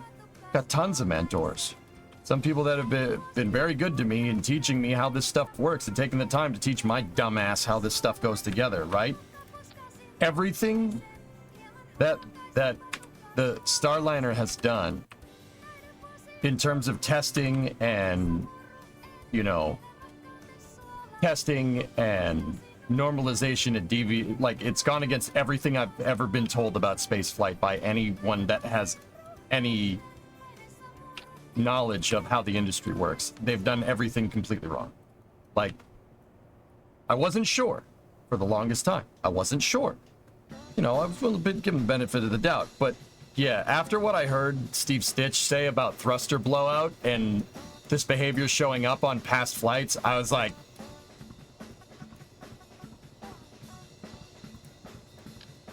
I'm sorry, what? This happened before, and no one was like, no, this is a problem. Everyone was like, yeah, the thrusters can blow out, but it happened at the end of the mission, so it's fine. Like that.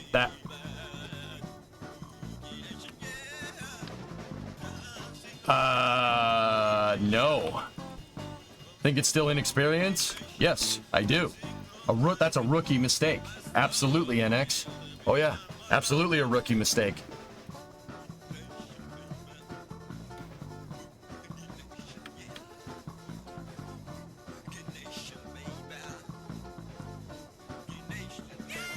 Weird idea. Clip the RCS into the attachment node for the rotor and push the whole rotor into the gap. That should decrease the bending from the rotor to the contact point.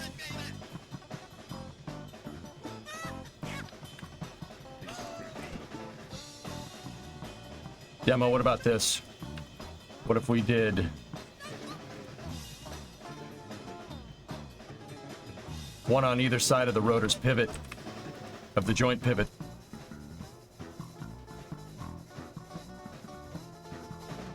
Yeah, that's a good idea, dude. Good call. Yeah, if we have RCS balls on either side of the pivot point of that joint, it won't ride like that anymore. Yeah, that's good. No, that's not a weird idea. That's a good one. Because, yeah, part of it was the rollers were running around. We were telling them to stop, and they weren't. You did something similar for your tilt jet. When people ask me what I do at Boeing, I duck my head and say I mop the floors. Dude,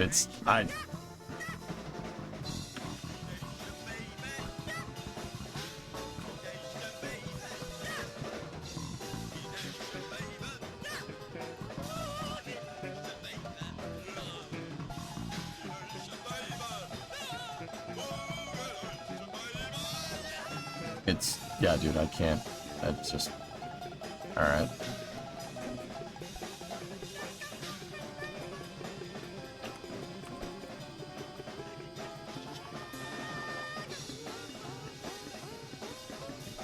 Is this Summer Car soundtrack? You bet your butt it is.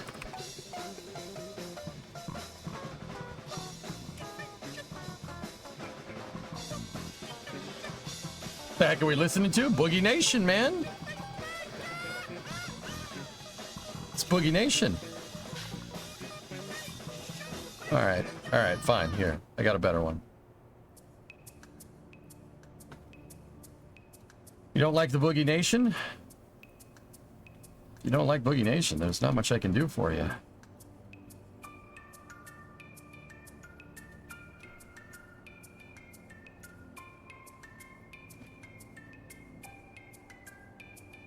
You have great musical taste. Thank you.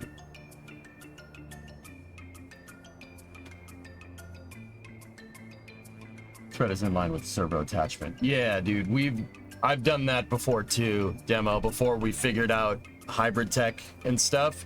I would attach a rotor to make helicopter blade. I would attach a rotor up, and then I would attach a rotor down, and then we'd cubic octag struct those together and put the blades right on the center of the entire pivot point, so the angular precession would actually stabilize the whole thing. Yeah, no, I know exactly what you mean. That's a good idea.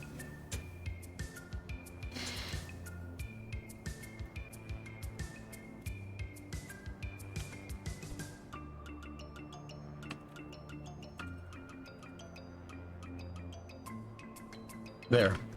All right. Let's see what happens. My summer. My Lord, summer.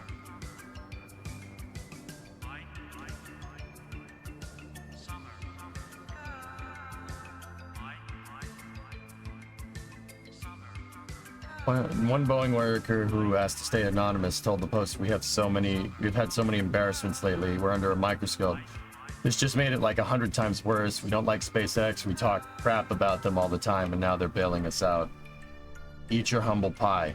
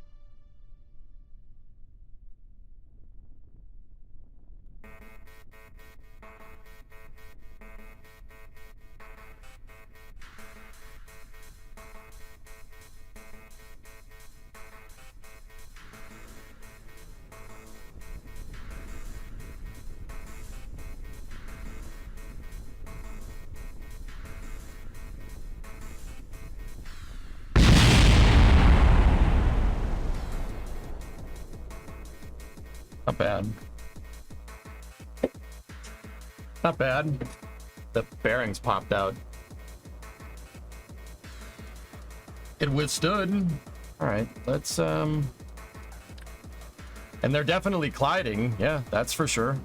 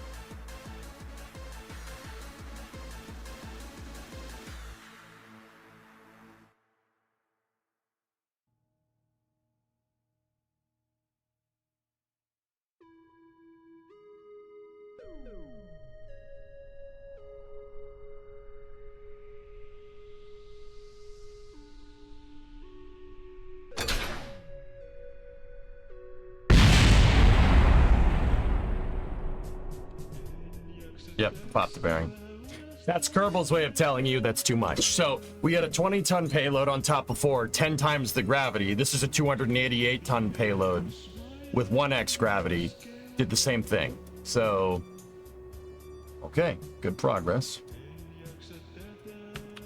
Here's what we do now. We take the rotor and we move it 15 degrees. We take our bearing pieces, get them in 6x symmetry, and we add more bearings. Now we want to change the spokes. We add more spokes.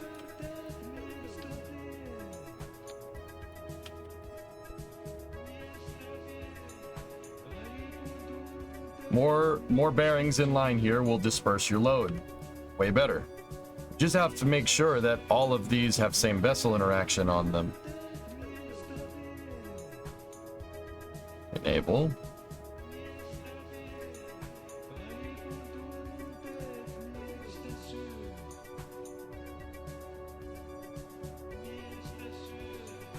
Okay, that one's good.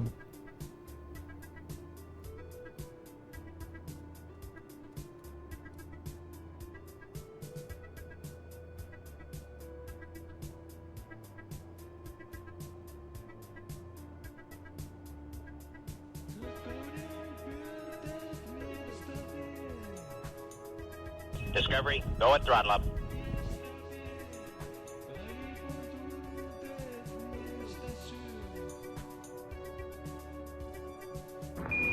Griffin, Tranquility Base here. Oh, the Eagle has landed. I'm glad you tried spinning. I told you it's a good trick. Also, are you an angel? Do I look like Patamame or Panda Bear, whatever the heck her name is? I'll tell everybody what a whiny baby you were to Patamame or Panda Bear, whatever her name is. Oh yeah, just build another one? Okay, Jackwagon, who's gonna give me a loan? The thing wasn't even paid off yet. What do you mean the rebels blew up the Death Star? What the hell is an aluminum falcon?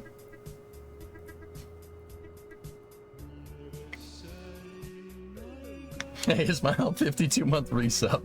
Ah, frick, man.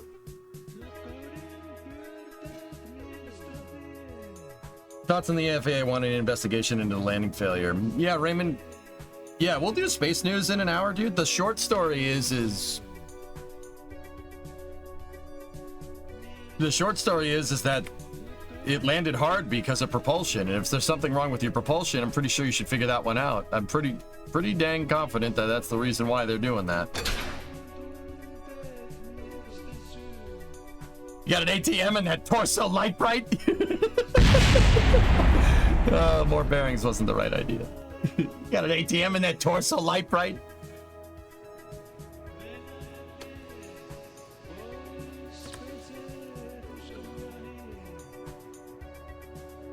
It looks like a roller bearing.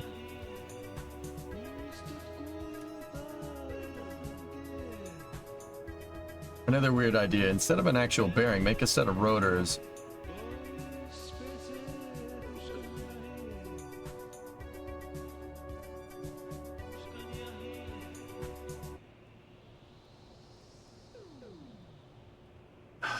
Yeah, Mo, I'm having trouble picturing that one. Make a set of 1 rotors on the rotating part and 1 on the stationary part. Even if they don't have perfectly circular gliders, having them roll across each other will act like a geared ring.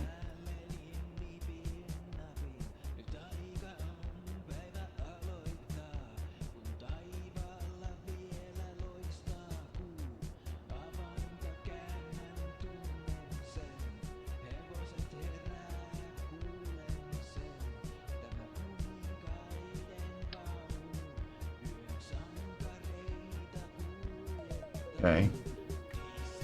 The idea is how you can roll smoothly with a square wheel if the surface is made of triangles. Oh, I see what you're saying.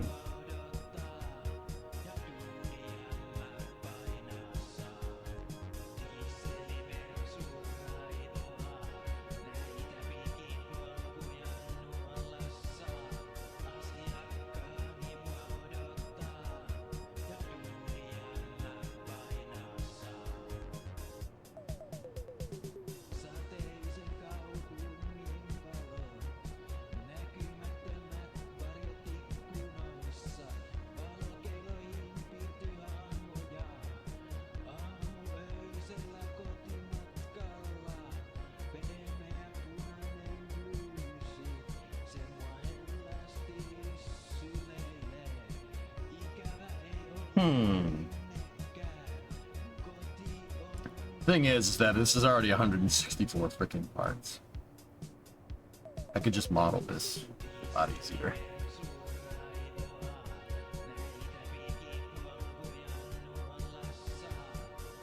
My suggestion if you're going to do this with just in-game parts. A fairing to make the bearing race.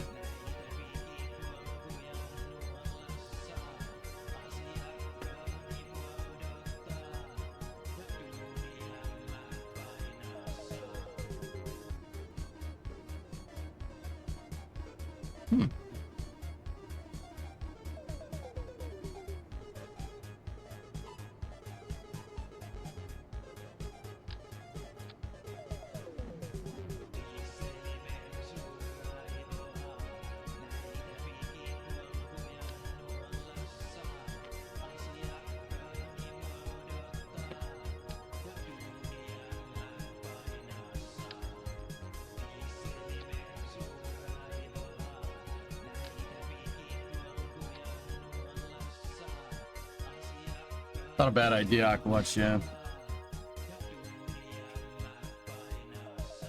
Yeah, Craig, they're all attached to a center rotor. Yeah. It ends up looking kind of like a wagon wheel, except the spokes can pivot. It's a bunch of rotors attached on a center rotor, so they should be able to move independently, the 2 bearings.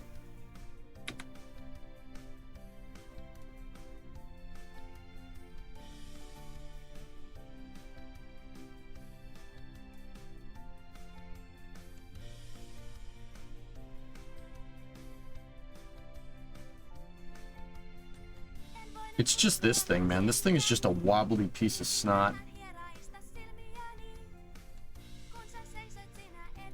I want to see what happens if you just attach those small rotors directly to the rotating ring and have them SVI with the lower ring. That was like the first design that I did.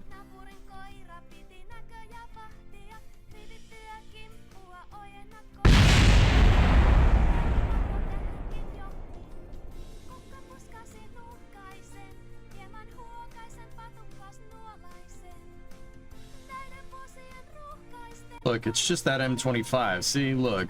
Look how much it's moving around. This thing sucks.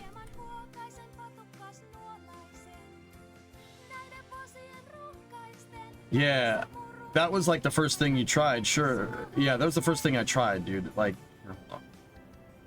I didn't do exactly like that. But Get rid of our... I mean, individual rotors? I'm not sure how well that's going to work. What's the collider tolerance? 12 meters a second? And then just SVI the dang rotor?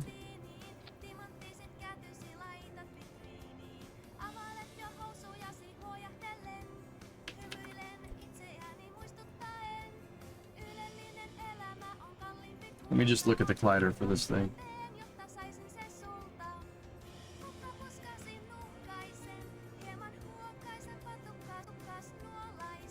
It's tapered.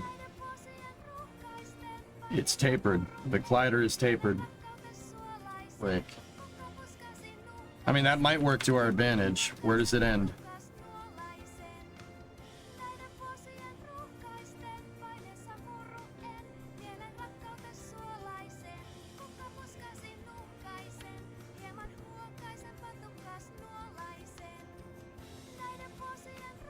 That should be enough clearance.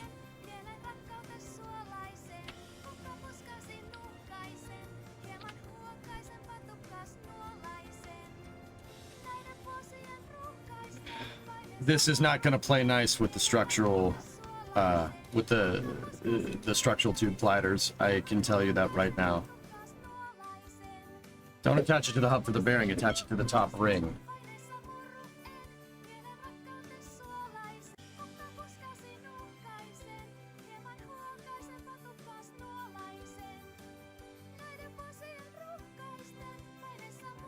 Why can't you use some landing gear? Because bearings shouldn't be sprung. That's not good. Yep.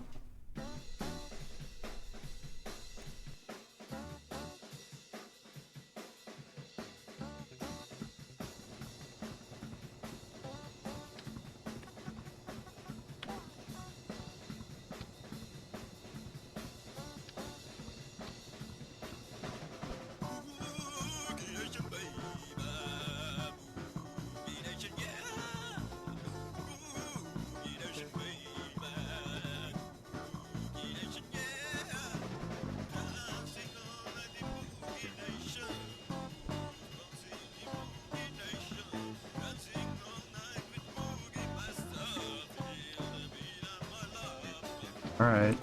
I mean, once again, I don't think this is going to give us much difference, demo, but we'll see. This pretty much is going to give us the exact same result.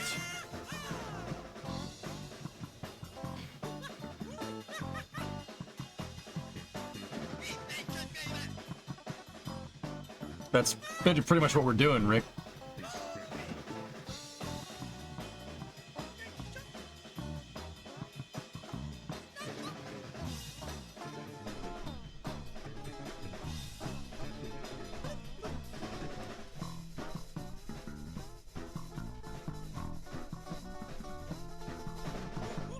It's not playing nice with the gliders, dudes. Told you.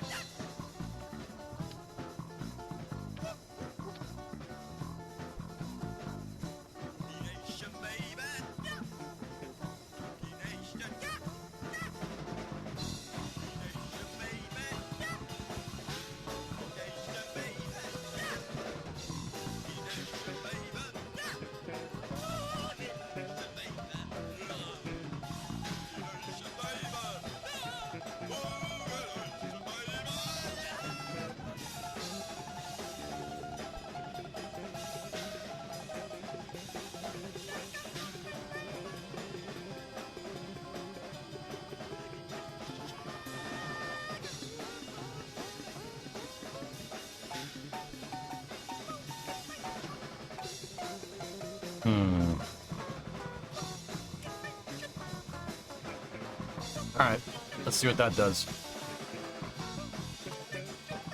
Overclock damper spring. Can't overclock loading. You can't overclock the landing gear.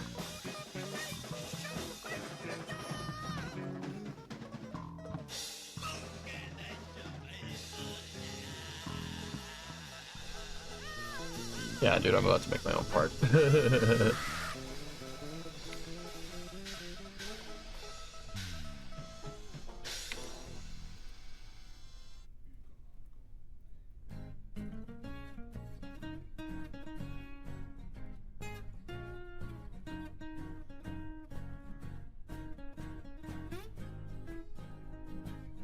Koulussa mua kiusattiin. Ei uskoneet lestat elviksiin. Opet puuttuneet ei. Meillä menee Jeesus all the way. Kato, mulla on tää rock'n'roll ja se on sielussain aina rock'n'roll ja kaikki on niin rock'n'roll ja rock'n'roll on kaikki. Mä lähdin sivariin, en kelvannut enää mä harmaisiin. Huusin muodosta hei, rock'n'roll is here to stay. Well, you know when I was making the crane and the whole thing would bend forward when I tried to lift something up? The pin broke when we tried to lift the truck up again. Didn't work. We gotta make a stronger pin. So I'm trying to make a roller bearing.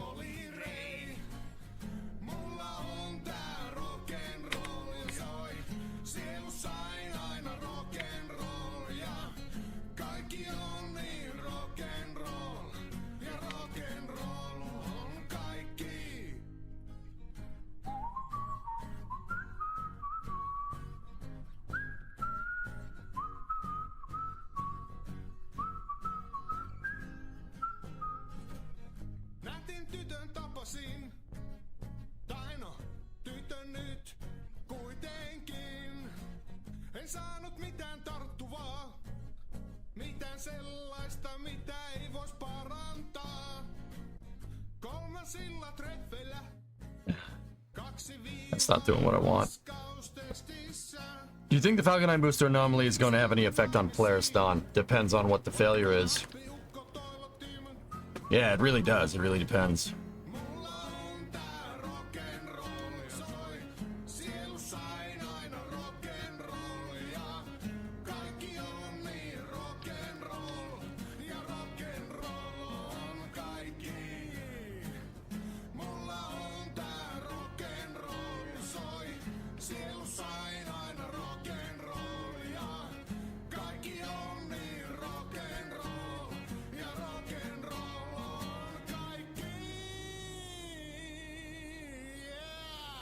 Yeah.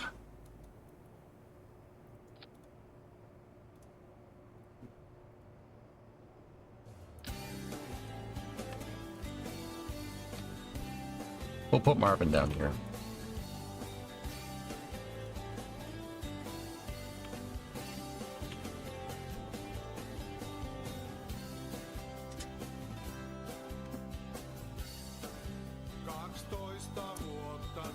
I'm trying to make a roller bearing, and the bearings don't stay in place because of the springy robotics, dude.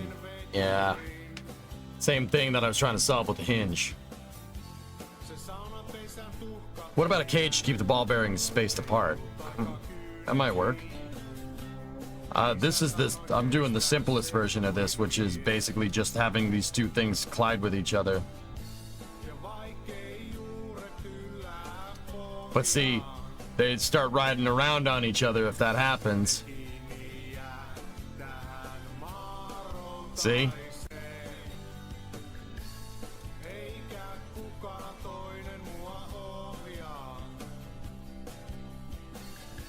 Their colliders are not playing nice with each other. Just, yeah, it's Raid, it's what you were saying. Well, now it's working.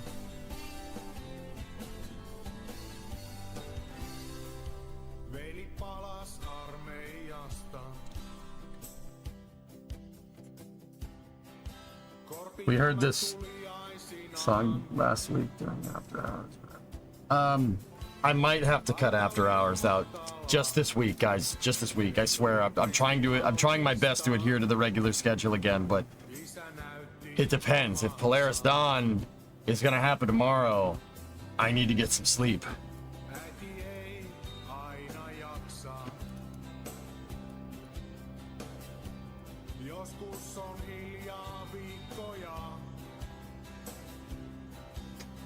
Yeah, Wally, I could model a part. We could model a pin and make it attachable to this thing so it does not move, which is probably what I'm going to end up doing. That's probably what I'm going to... Yeah, that's what I'm going to end up doing.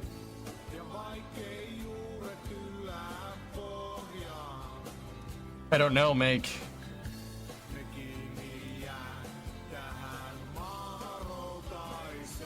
Yeah, Craig. That's why we went down a little bit of a rabbit hole looking at how battleship turrets work and how the roller bearings are working on battleships. This is from the USS Iowa Museum. I'm trying to do that. See that? We're trying to do that. Cool, huh? It's not they said tonight and tomorrow in the tweet they're standing down.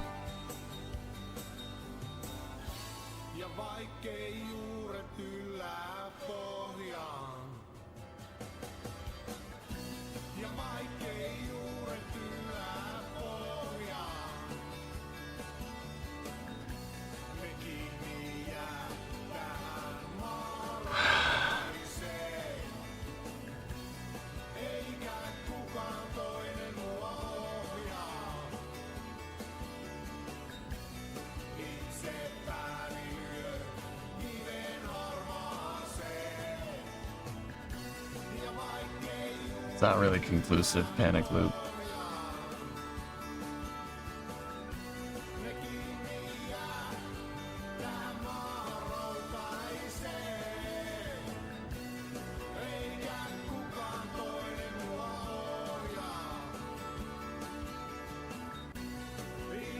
Yeah, Rocket Guy, we're just we're waiting. Let's see what happens.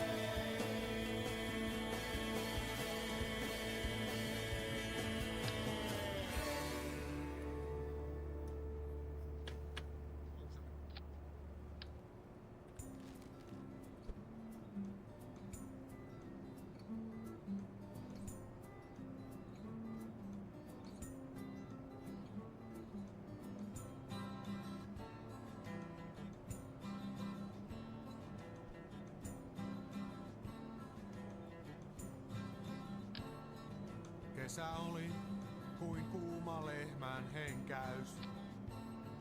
Sitä pois pesemään pyörillä poljettiin. Ranta liian pieni ja siinäkin. I'll do an old trick here, see if this works. Vain tehtaan hajua me yhdessä kirottiin.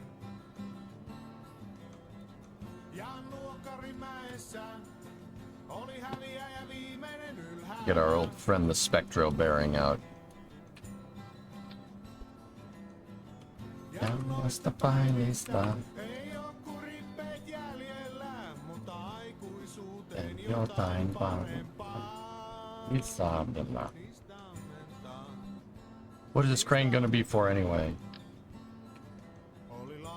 Lifting things? What the hell else is a crane for?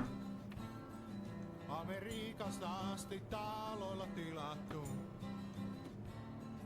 Tenniskentällä kevään ensimmäinen paljas kohta. Yhdessä hypyssä kesä pilattu. Radan varren metsään kaljat piilotettiin. Ja paljain takamuksi junia tervehdittiin. Ennen kaupunkia kypikassi ja mallu aski. Alright, so that's just a little Spectra bearing hub. That's just designed to hold these things in place so they don't ride around on each other. What are you planning on lifting? Things? I don't know, Demo. This is making me want to play KSP, so I don't know. It's make it to see if you can. Or do you even lift?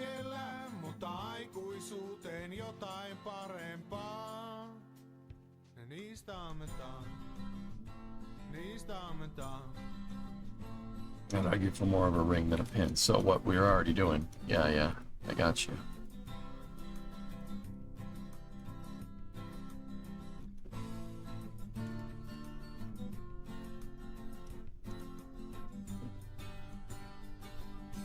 Pysäkillä joku oli mua vahvempi. Se on helppoa, jos on mukana kaveri. Metsän läpi juosten oksat piiskas naamaa. Mutta enemmän sattuti olla pelkuri. Ja kun vähän kasvettiin, kaikki takaisin korkoinen maksettiin.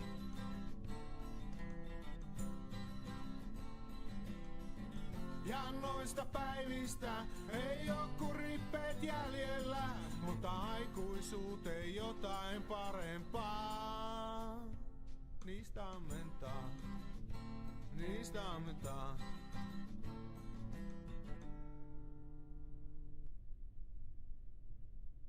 Annetaan mennä.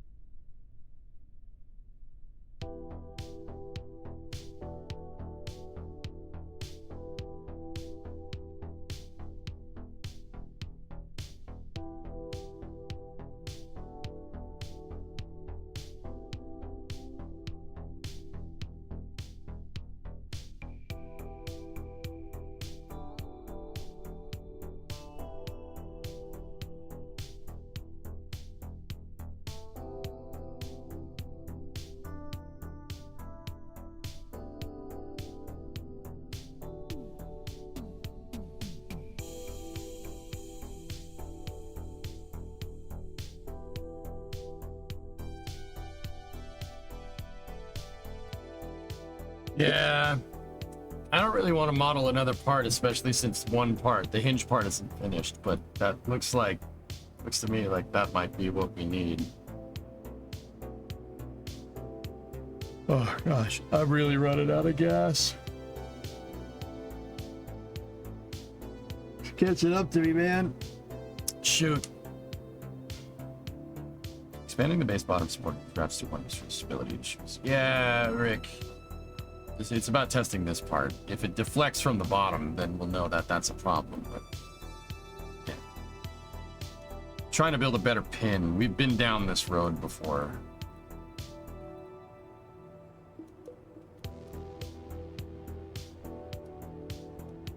Ben, what am I making? I'm trying to make parts for a crane.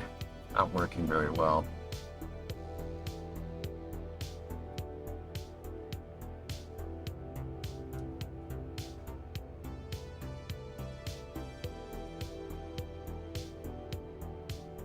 You don't, it's cylinder, yeah, everybody says, oh, use wheels.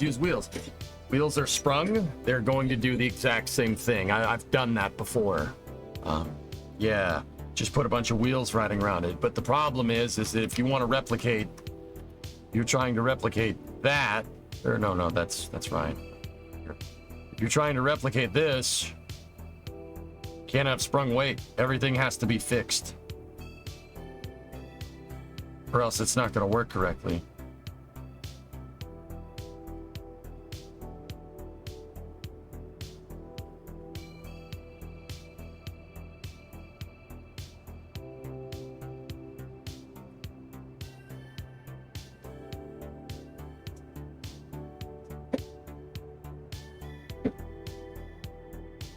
I would not want to be responsible to do the clean, inspect, and grease on that. There was a thing. That's what this video shows. This battleship video over here shows how they would grease the damn things.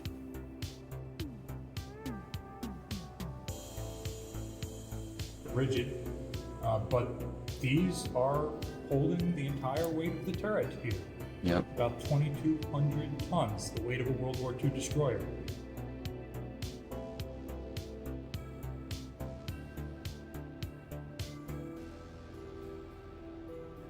Have you tried orienting the rotors 90 degrees from where they are now and pre-compressing them? That would get them closer to how they are on the battleship.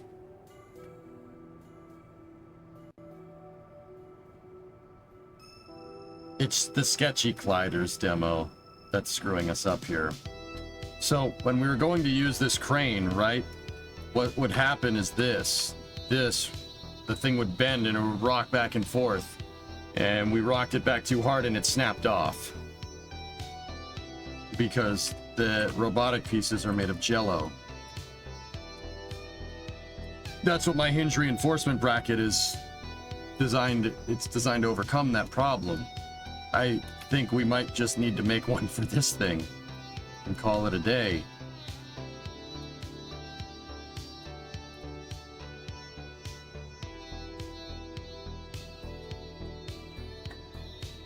These things would have extremely complicated gliders, though. That's the problem.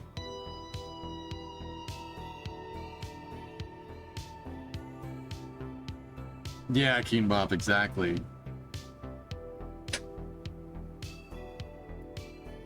I would like to make something to prevent it from riding on the inside, because the rotor was just moving out, right? That was the problem. They were pushing the thing out, so the ball bearings wouldn't stay centered on the track, right? The Iowa has these, see these outer pieces right here?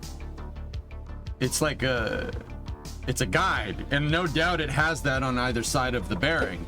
Either that or it has it only on one side and this is a tapered bearing. Could be a tapered roller. It's hard to say. Let me see if they show a shot looking in. I'm pretty sure they do.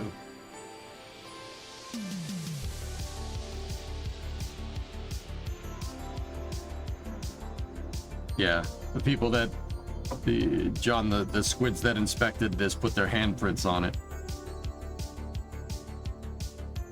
See?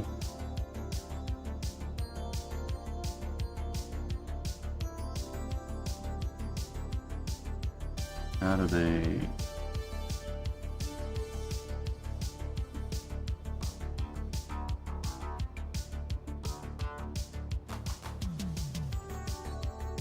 Panderific, what's that? Do alignment brackets fix the rollerless design? No, not really. It's because, okay, you see this? This is a perfect cylinder here, and so is that up there. It's a perfect cylinder, guys, but here's the thing. In Kerbal, these parts that I'm using, the cylindric pieces, here, let me show you.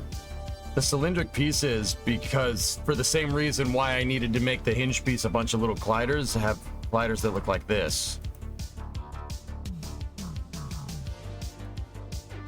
That's a problem if we're trying to get something to move circular around it like this. It gets to this point and it falls in a dip. See what I'm talking about? That's no good. It's the pieces we're using. I'm 90% sure.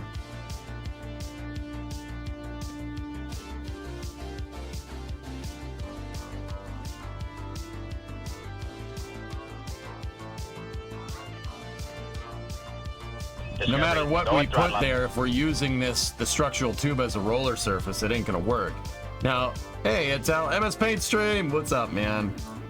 What if you used two rotors and attached the crane between them? Note, attach the bottom rotor, strut the top one.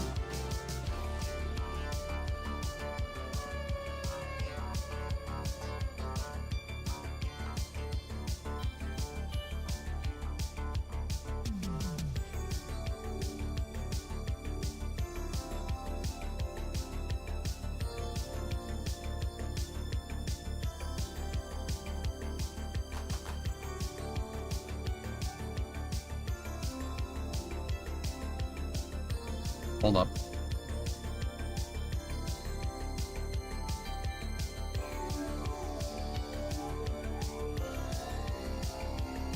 Is there a script you can use to make a whole lot of short glider sections to better approximate a circle?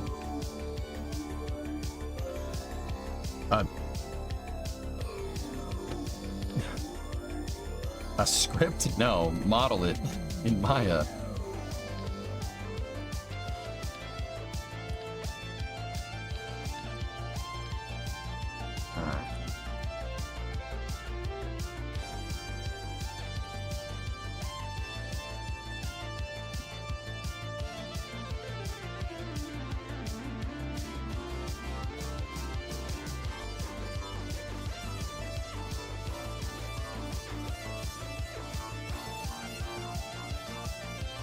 What's up, Alex? It's been cool to follow the process of the super crane. I like how insane it's become since the first test I saw.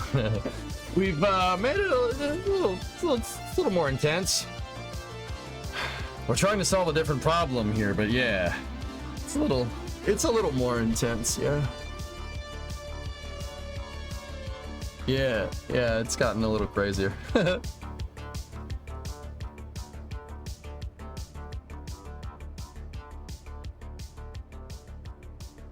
Could you mod the landing wheels retextured?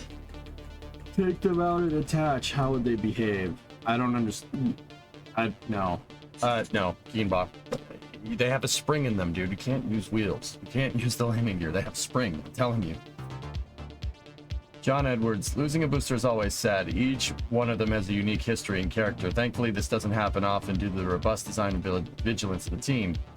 We're working as hard as we can to thoroughly understand the root cause and get corrective actions in place ASAP. One thing we do know, though, was that this was purely a recovery issue and posed no threat to primary mission or safety. Interesting.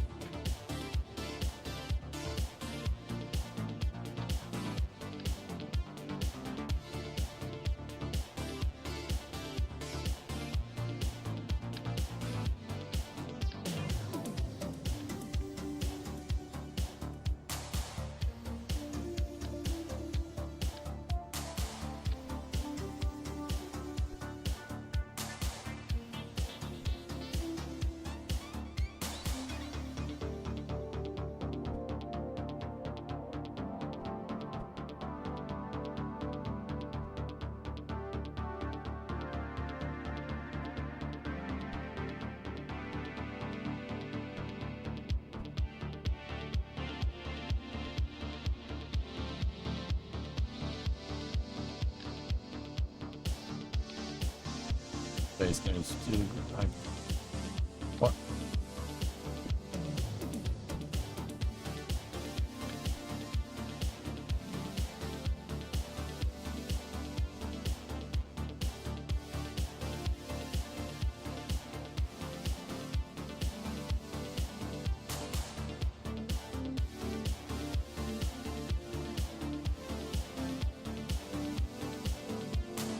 Dude, I have 1, 2, 3, 4, 5, 6, 7, 8, 9, 10, 11, 12, 13, 14, 15, 16, 17, 18, 19, 20, 21, 22, 23, 24, 25 tabs open for Space News links. And you just added 3 more. Okay. 30, 31, 32, 33. These better not be reposts, Creeper, because you definitely asked me if I already had the links. And I said I had the links already. I hope they're not reposts.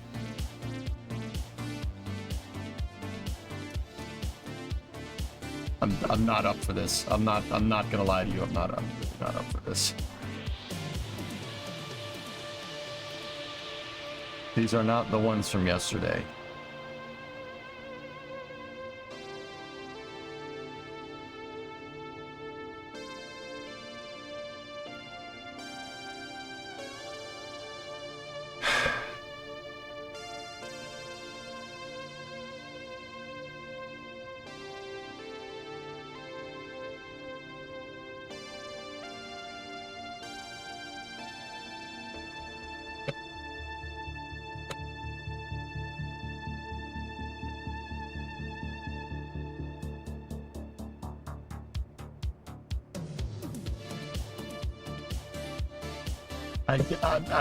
We're gonna be here till midnight. I can't. No more links. No more. No more. No more. No more. I don't care if Jeff Bezos took a crap today. All right. Seriously, I don't. This is Peep Kerbal fun. I can't wait to get there. Hey man, gotta make the problems harder when you play the game this much. Anyway, it's 4:30. If we're gonna do Space News, I'm gonna take a break now. We'll figure that out later. What if he launched crap? What if he launched said crap into space? And see, you haven't been here in a little while, and you haven't been here in a little bit, and I used to just let chat give me crap all day. Now I don't let that slide anymore. So bye.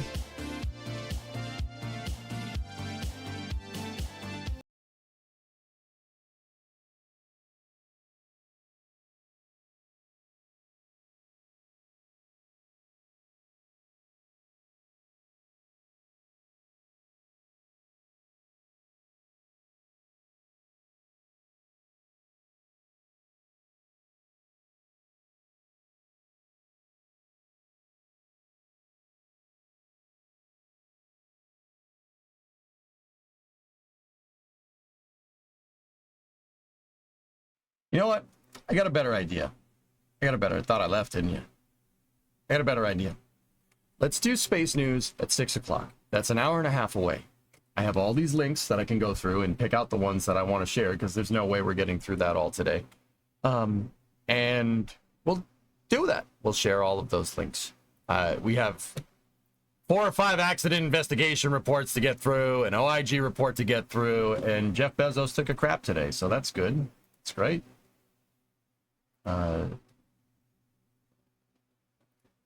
This is too much. Get rid of that. When the shit goes down. Yeah, Cypress. No, I don't want to go. We can definitely get rid of that.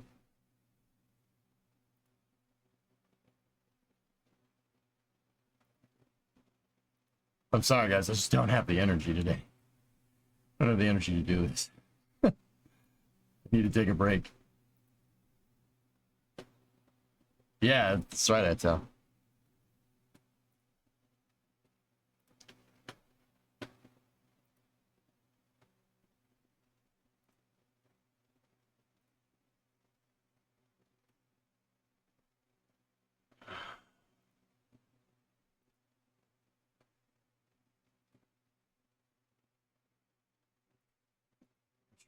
I'm trying to just collapse through all this stuff.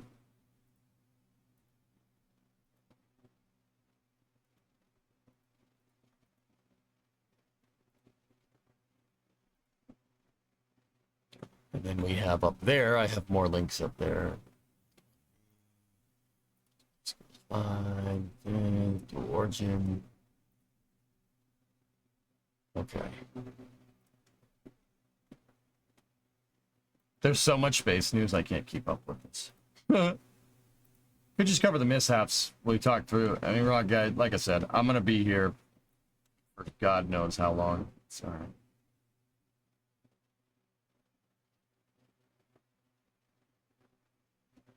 I was designing that demo, but yeah, we'll do it some other time.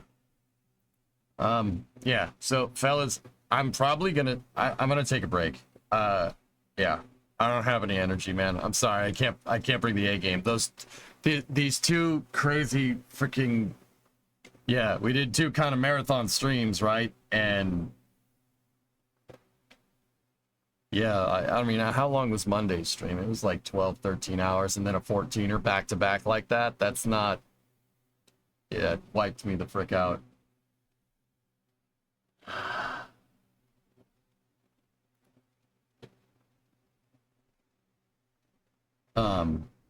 Sorry, I apologize, but I'm starting to get pissy. I get pissy with chat when I'm tired. So in order to sit here and not make a fool of myself, I'm probably going to take like an hour and a half break and just go lie down. Can I just end for the day now and just do space news only tomorrow? No, I'm good. I'm good. The reason why, Creeper, is because we got to figure, if we... My brain is just a piece of snot today. No, we got to figure out what's going on with Polaris Dawn, and I got to be here. Got to be here. So because my schedule's going to really depend on what's going to happen with that.